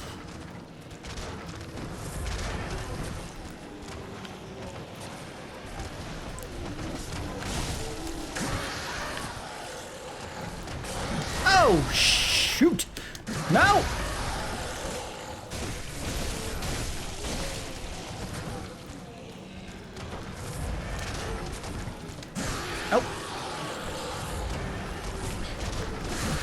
Oh no, oh no, no, no, no, get one hit!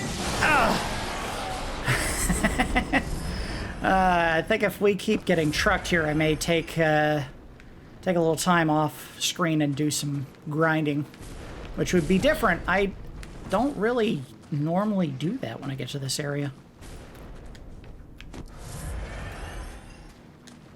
I don't think I'm getting jitters by being on screen here. It doesn't normally give me any problems. I think I'd say I've done better in this run of the game than I had any other time.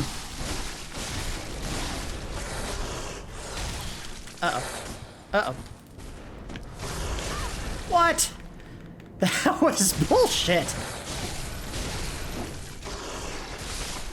He did one attack that went like 20 feet.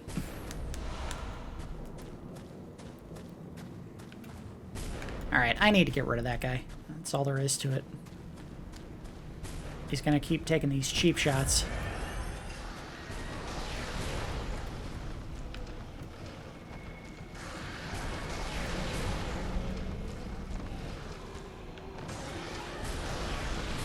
Just want to wait until we have a good clear attack on him.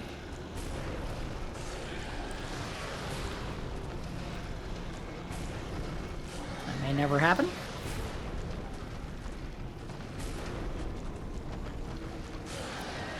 And go.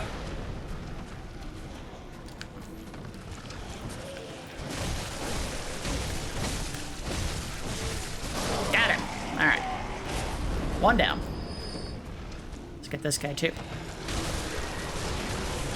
Uh-oh.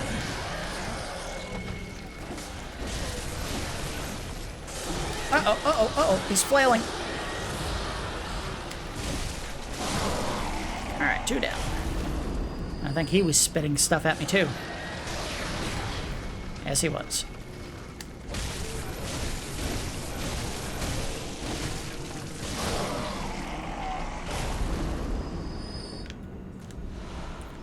All right. Believe it or not, I think we are nearly at the shortcut point for this area, and that is the boss room right there. So we are almost at the end of the episode. Which is good, because we're getting close to the 2-hour mark. I think if I get trucked by him a couple of times, I might just stop early, regroup, come back in the next episode, and clear him out. Because the area that we would want to go to immediately after this is going to be fairly short. And hopefully I found the item I need to get there before we get out of this episode. Not certain on that. Madman's Knowledge. Another one of these creepy statues. Like at the camera turned just the right angle, you can hear all the whispering going on in the back here. Don't know if that is the School of Mensis or possibly the choir. We talked in the previous visit to Yahar Ghoul about the fact that the singing was most likely coming from the choir itself. That may still be the case.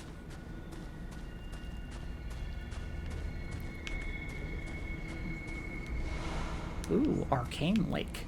We don't need to look at that. It's going to be the same information we've gotten half dozen times already about the lake items. Ugh, this is a sad sight to see. Some of them, it looks like they just gave up. You see them sitting there crying.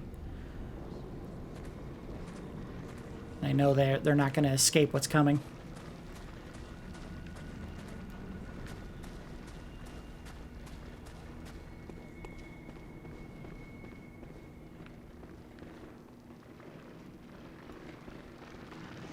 Uh-oh. Whoa! That guy just trucked right past me. I was like, nah, I don't need to shoot you. Whatever.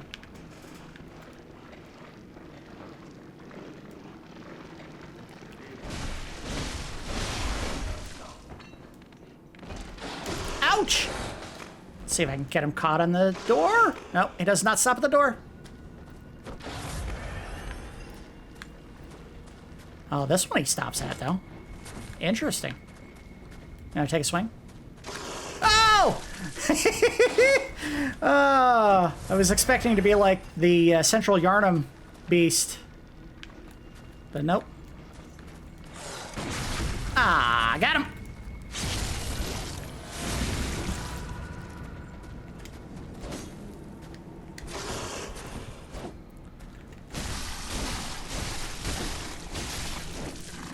Now, if they really wanted to go the extra mile on this character, they would have made it so one of those feet could kick me when I'm behind him. And maybe he can, but I overwhelmed him and he didn't have a chance. Another gemstone.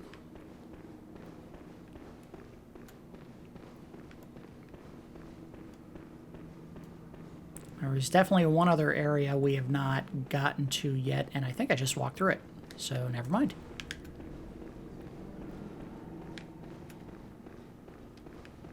And actually, I think I know an area that we may have missed.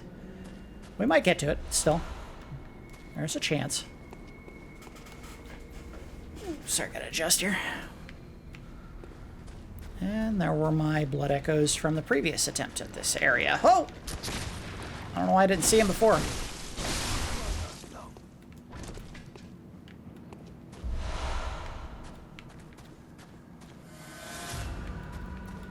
Now, he got summoned by a bell-ringing woman, but I don't recall killing her. She might be back up that way. Only way to find out is to go back up this way.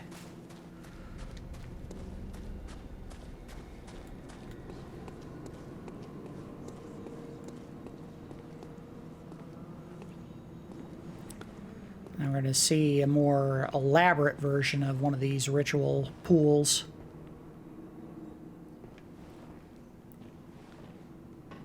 Inspect the bath.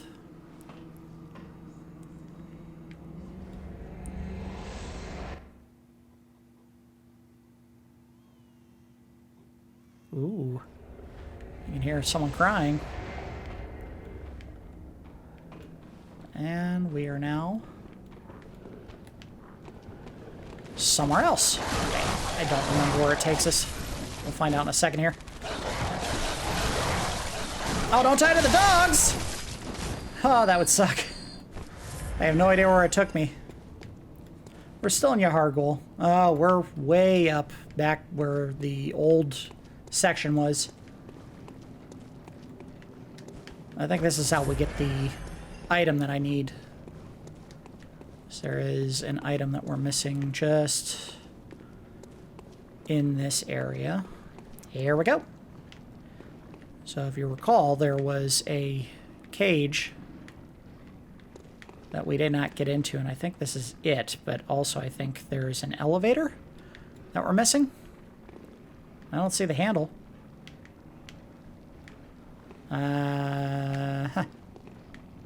Did we miss something here? Oh, I bet we can drop down these side paths. Well, let's, before we do that, because that's committing to a path we can't come back from. Let's do this. Noogie boogie! Don't you run!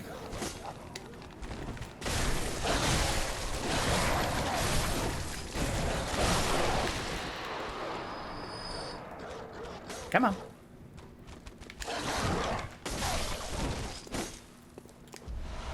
Nice. Alright, that was worth the risk. It's not always the case, but usually. Let's see if we can get a stun on this guy. Stun into the Visso. Perfect.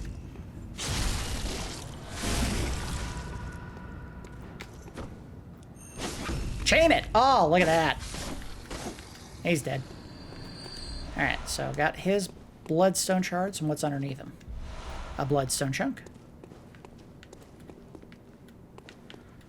Alright, so now we can try these strategic drops, is probably the best way to describe it, but I thought this was supposed to be an elevator. We may have missed our chance to activate the elevator because I might have run past the pathway we were supposed to take. And if that's the case, unfortunately, that'll just have to be the way it is. I don't know how much I want to keep running the gauntlet in this area, but I hear a bell ringing woman, so we might be getting near someone important. Alright, so we're at an elevator. And it's one that I can't use, right? Yep. I know where we are. Yeah, we're back in the main part of Yahar Ghoul. Nothing gained. A shortcut back to an elevator that we didn't open because we kind of ran past the passage up top there somewhere.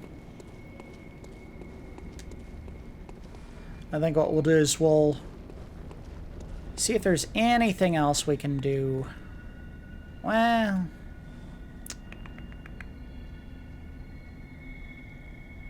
I think we'll... I'm torn. I'm torn because I know there's a key here that we haven't found, but also it's getting close to the end of the episode, and it would be nice to just try to finish this off. And unfortunately, you can see the enemy up top. Well, maybe not all of them respawn. Maybe it's just this guy.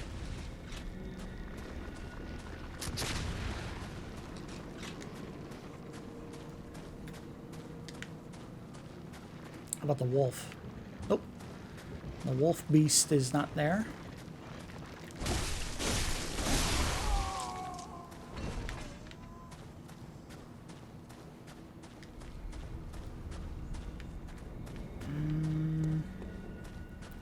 Instead of inspecting the bath, I think what we'll do is we'll go past it and see what's on the other side of that bridge. That may be where the item is that I'm looking for. We don't have to do the bath. There was another pathway that we did not take. And there's the bell ringing woman. So let's go ahead and rock her world.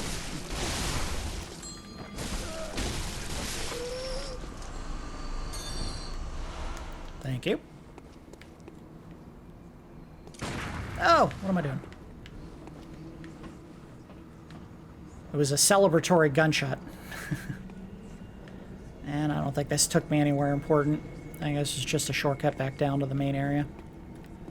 So... a form of shortcut, if you will. Unless there's something up here we couldn't get. Nope. A door over here. I think we just checked this earlier. Okay, so we're gonna give this boss a try. This may work out great. This may not work out at all. But we will try it once. If I fail, we'll make a second end run through Yahar Ghoul to find that key in the next episode, and then we will move on to what's going to end up being probably a very brief area beyond this in the next episode. But let's go ahead and get this started.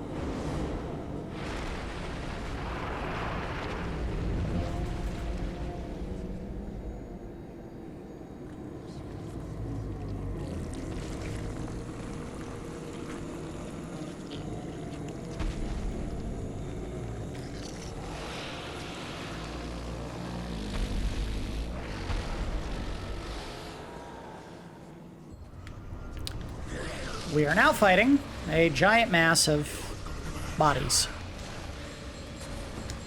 Now, here is the trick to this enemy, and this is very likely a reference to From Software's one of From Software's previous games, Demon Souls. If you really want to do any damage, substantial damage to him, first thing you got to do is you got to get rid of all of the bell-ringing womans that are up. Bell-ringing women?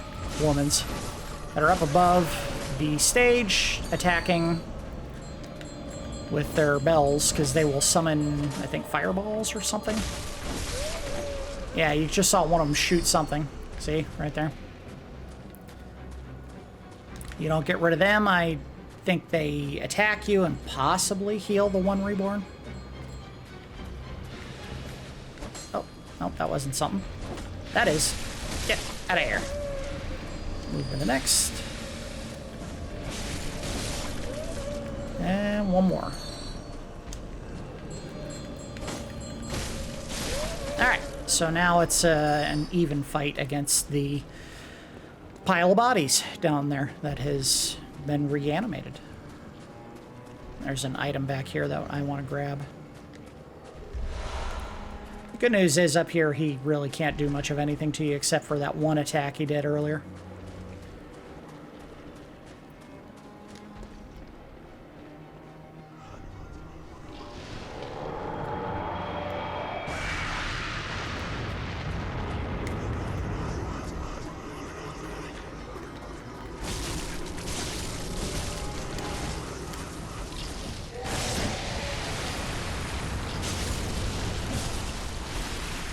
Uh-oh.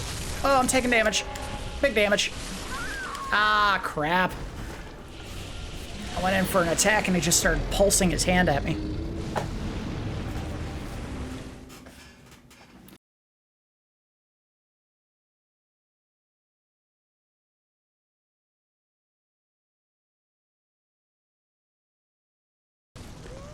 Just got to figure out where. It's like a pit you fall in somewhere.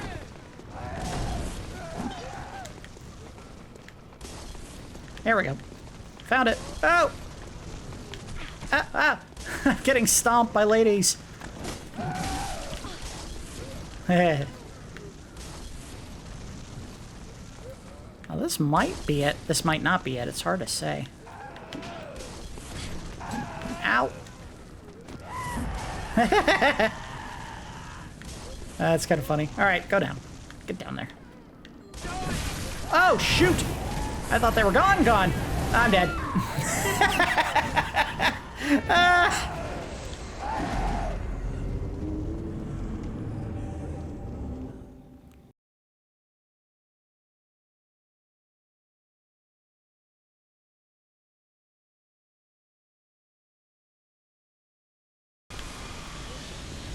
Alright.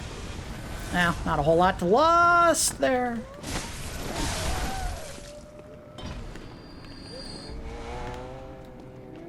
That may be it. I thought there was a path here. Here it is. Yeah. And there's the bell-ringing lady. So he's going to lose his buff, which is good. That helps me damage him faster.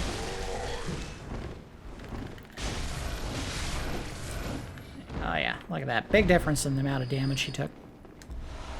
So this is how you're supposed to get down in there. You can see the opening right there. I don't know if there's anything else up here. I think it's just this one little opening. And I believe this is how you get the key.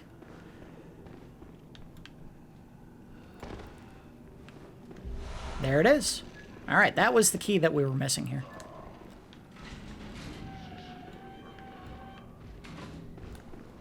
Uh-oh. I don't like this. I can't see him.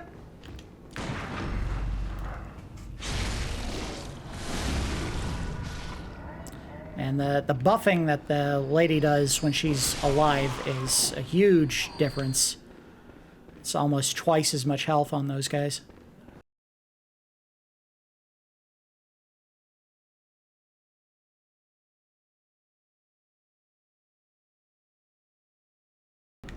Alright, so we gotta get past him, get back up top, get to the witches that are starting to shoot stuff already. I say they're witches, but I don't know what they are. Ladies! Ouch!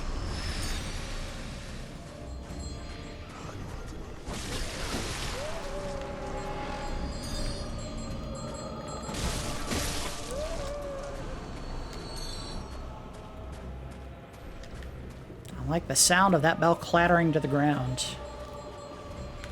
More spells for you. See, they're attacking the one reborn. I don't know if that's meant to help him or hurt me.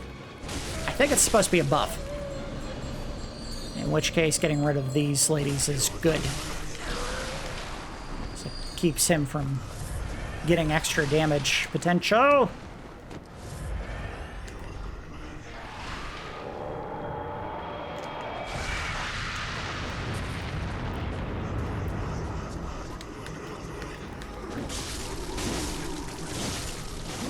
Uh-oh. Roll away.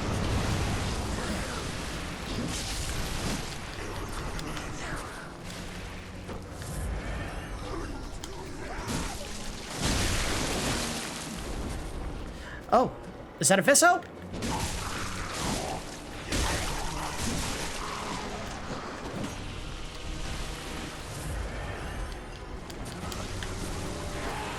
There's a big leg sticking out of there. Oh, don't get crushed.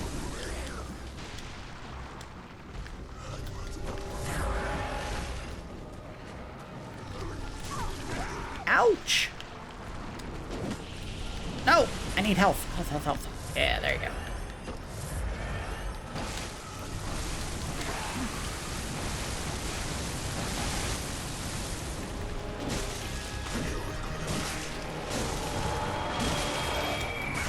Oh, shoot. Get health. Health.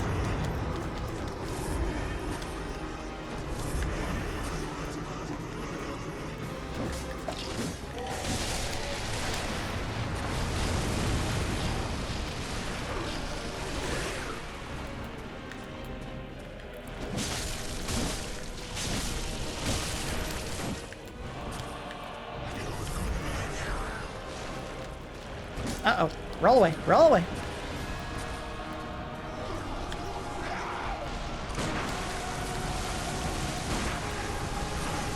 Yeah, I'm hitting him. I don't think it's doing anything.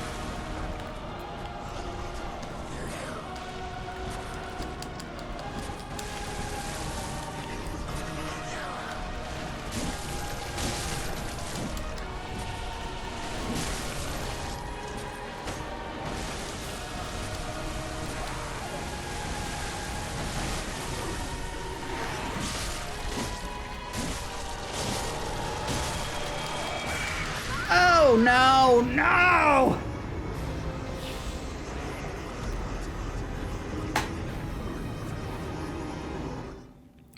You know, I really thought that the stopper boss that I was going to run into in this playthrough was going to be the Martyr Ligarius. And the fact that it's now the one reborn who I don't think I've ever struggled beating is astonishing.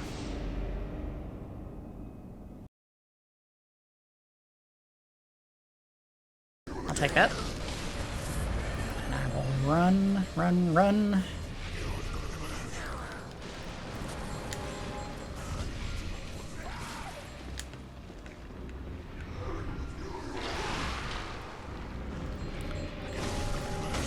Spells for you! Ouch! Oh, I don't like that. It almost behooves you not to attack this lady first. Just run to the end, kill them, and then go to the other side while he's trying to catch up to you. But I don't want to admit that to him. Oh, I think I know who had my blood echoes.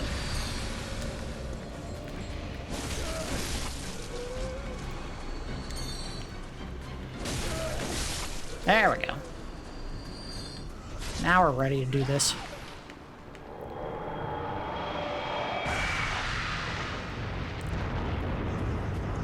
And... ah, shoot. I don't know if I have any fire paper I can put on real quick. Maybe that'll help. Maybe. Okay. He's dropping bodies.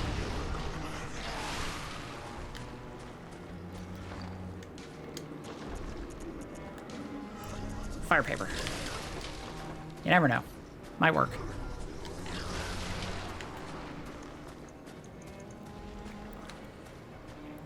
Odds are it's not going to work, but we're at the point where I would try just about anything.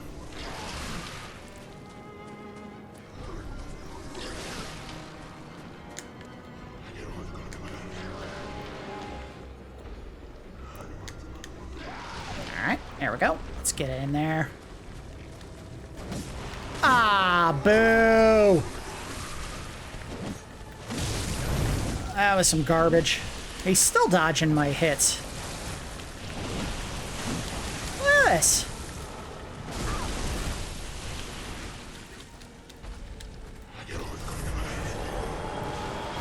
Uh-oh. Big hit.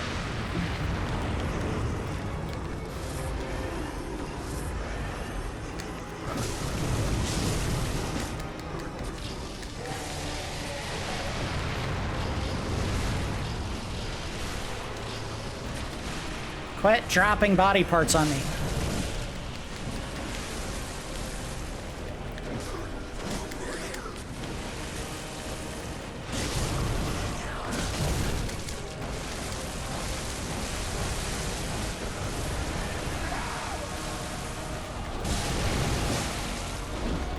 All right, got the hits. Get in there. So that's the big hits there. It's just getting them down so you can hit the leader.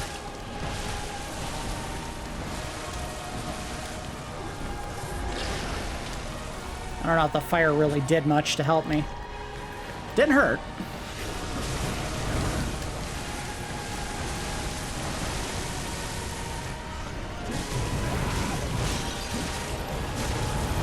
Uh-oh, he's going for the big hit.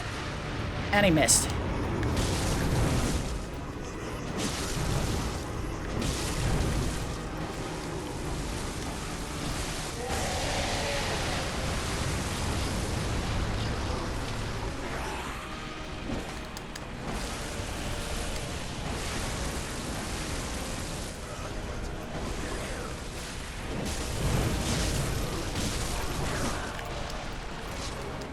No, no, no. Put it back out.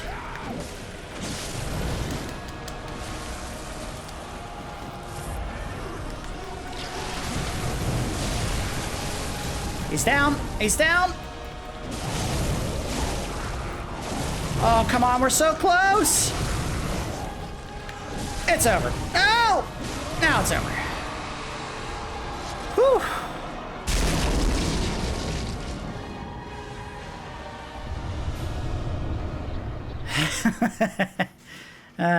The challenges in this game somehow still surprise me 6 years after it came out, 7 years, however long it's been.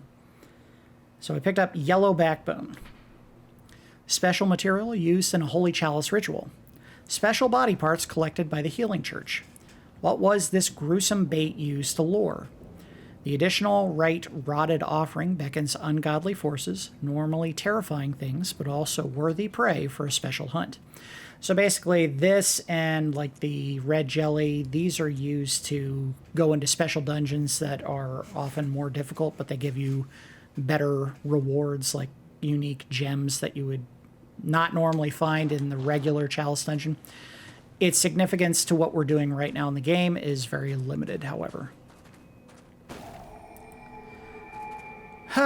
So that was not easy.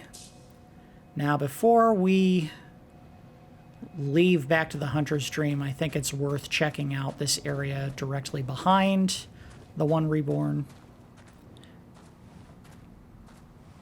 See another gentleman with a cage on his head.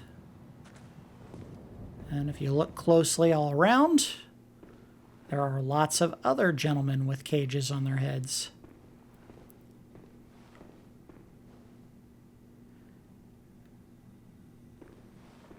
And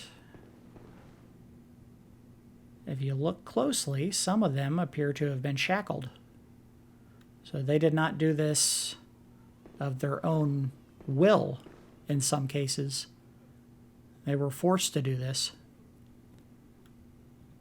So whatever ritual occurred in this village, not only were people outside, just the general populace, forced against their will to experience this, but so were, presumably, since you see the leader here also wearing a helmet, so were members of the School of Mensis.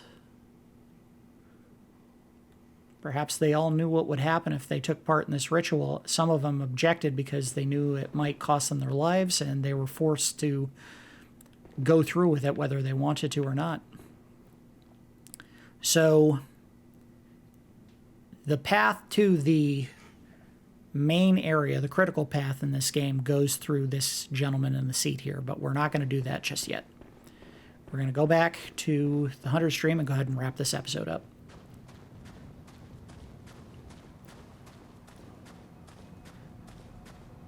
I was worried we wouldn't be able to do this in one episode, and I'm happy to say that we did.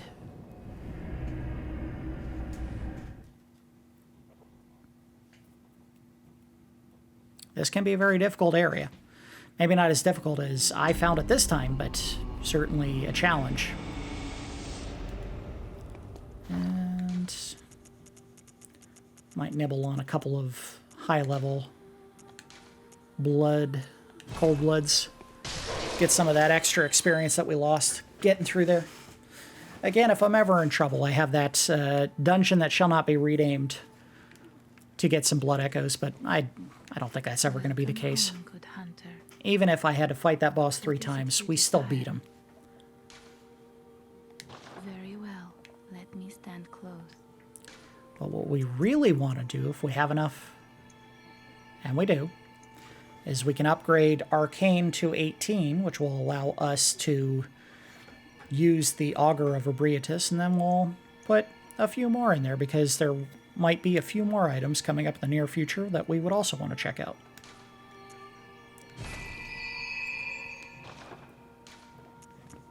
Farewell, good hunter. May you find your worth in the waking world. Doing the best I can. So let's go ahead and put that item on, since I've talked about it so much, and see what it lets us do. We can also now use the Executioner Gloves, which were also gated at skill level 20, so we can do both, just to take a quick peek at what they help us accomplish. So the Auger of Abriatus, you may have already seen someone use this, but it allows us to do, oh, get a good camera angle, this. So that is a form of attack similar to the handgun, except you equip it in your item slot instead of as a left-hand weapon. It'll do the same thing. If you hit someone while they're in the middle of an attack, it'll stagger them, and then you can get a visceral attack on them. And then the Executioner gloves do this. So those, I believe, will heat-seek enemies. You fire them, and they'll kind of home in on targets and attack them individually. It's a single hit for each one that goes out, but you use one bullet for each of those 3 wrathful spirits that you fire. So now I have the ability to open a portal into the cosmos.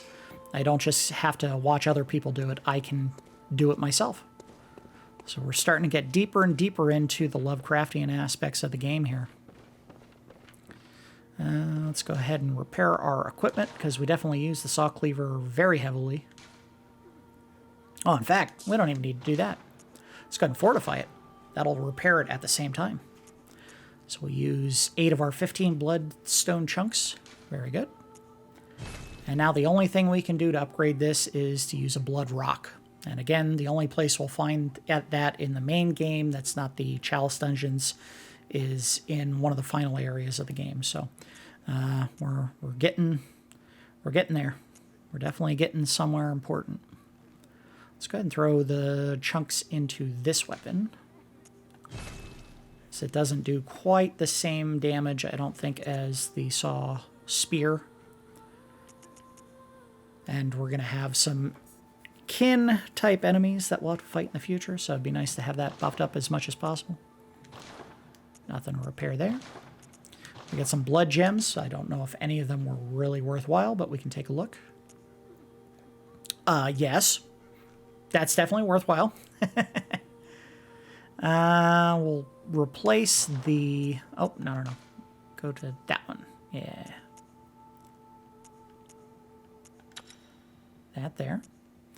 And see if there's anything here that we can benefit from. This weapon is just my pure raw damage build.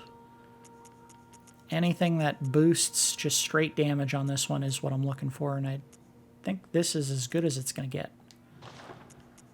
And we also have the Tonitrus, which we use to attack enemies that are kin. See if there's anything that'll help us there.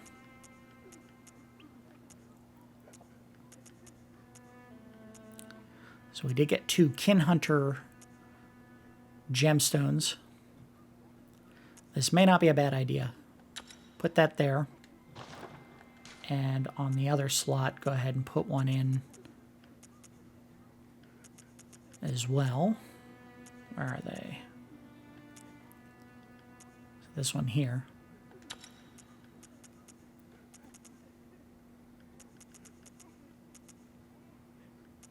And I don't know if there was anything here that was better than what we already had, but we'll look. Oh, there was. Quite a bit better, actually. Okay. And this is our weapon against beasts. There might be a better gem than the gold blood gem. Let's take a look. There is, yes. And we'll leave the fire attack boost as is. Fire is a very useful weapon in this game against beasts. Just raw damage, so we'll leave that as it is. See if there's any better than what we got here. No, there isn't. All right.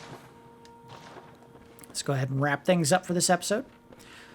So we made our way back to Yahar Ghoul, and we can now see the full extent of the rituals that were being conducted by the School of Mensis.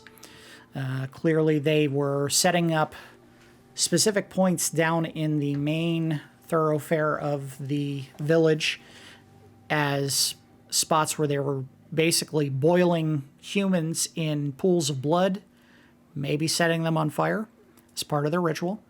They also had those bell-ringing women who had gathered and were doing something that ended up summoning a large beast made out of bodies. The ritual appeared to have done two different things. One, it merged human beings together so that they became kind of these writhing, multi-limbed abominations.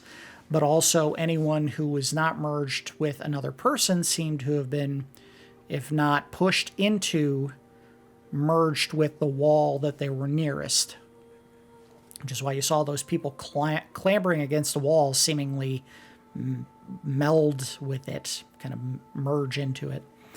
You also had what I assume were caskets that were stuffed with bodies, and then when the ritual finished, all those bodies, even if they were dead, merged together into piles of snake-like corpses, bones and stuff that exploded out of those chests. So we also know that from what we could see from the chairs of what were presumably the scholars of the School of Mensis, some of them did not want to take part in this ritual.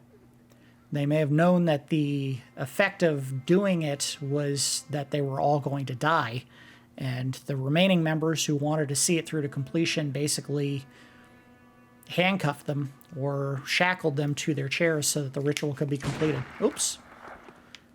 Not trying to shoot you, I swear.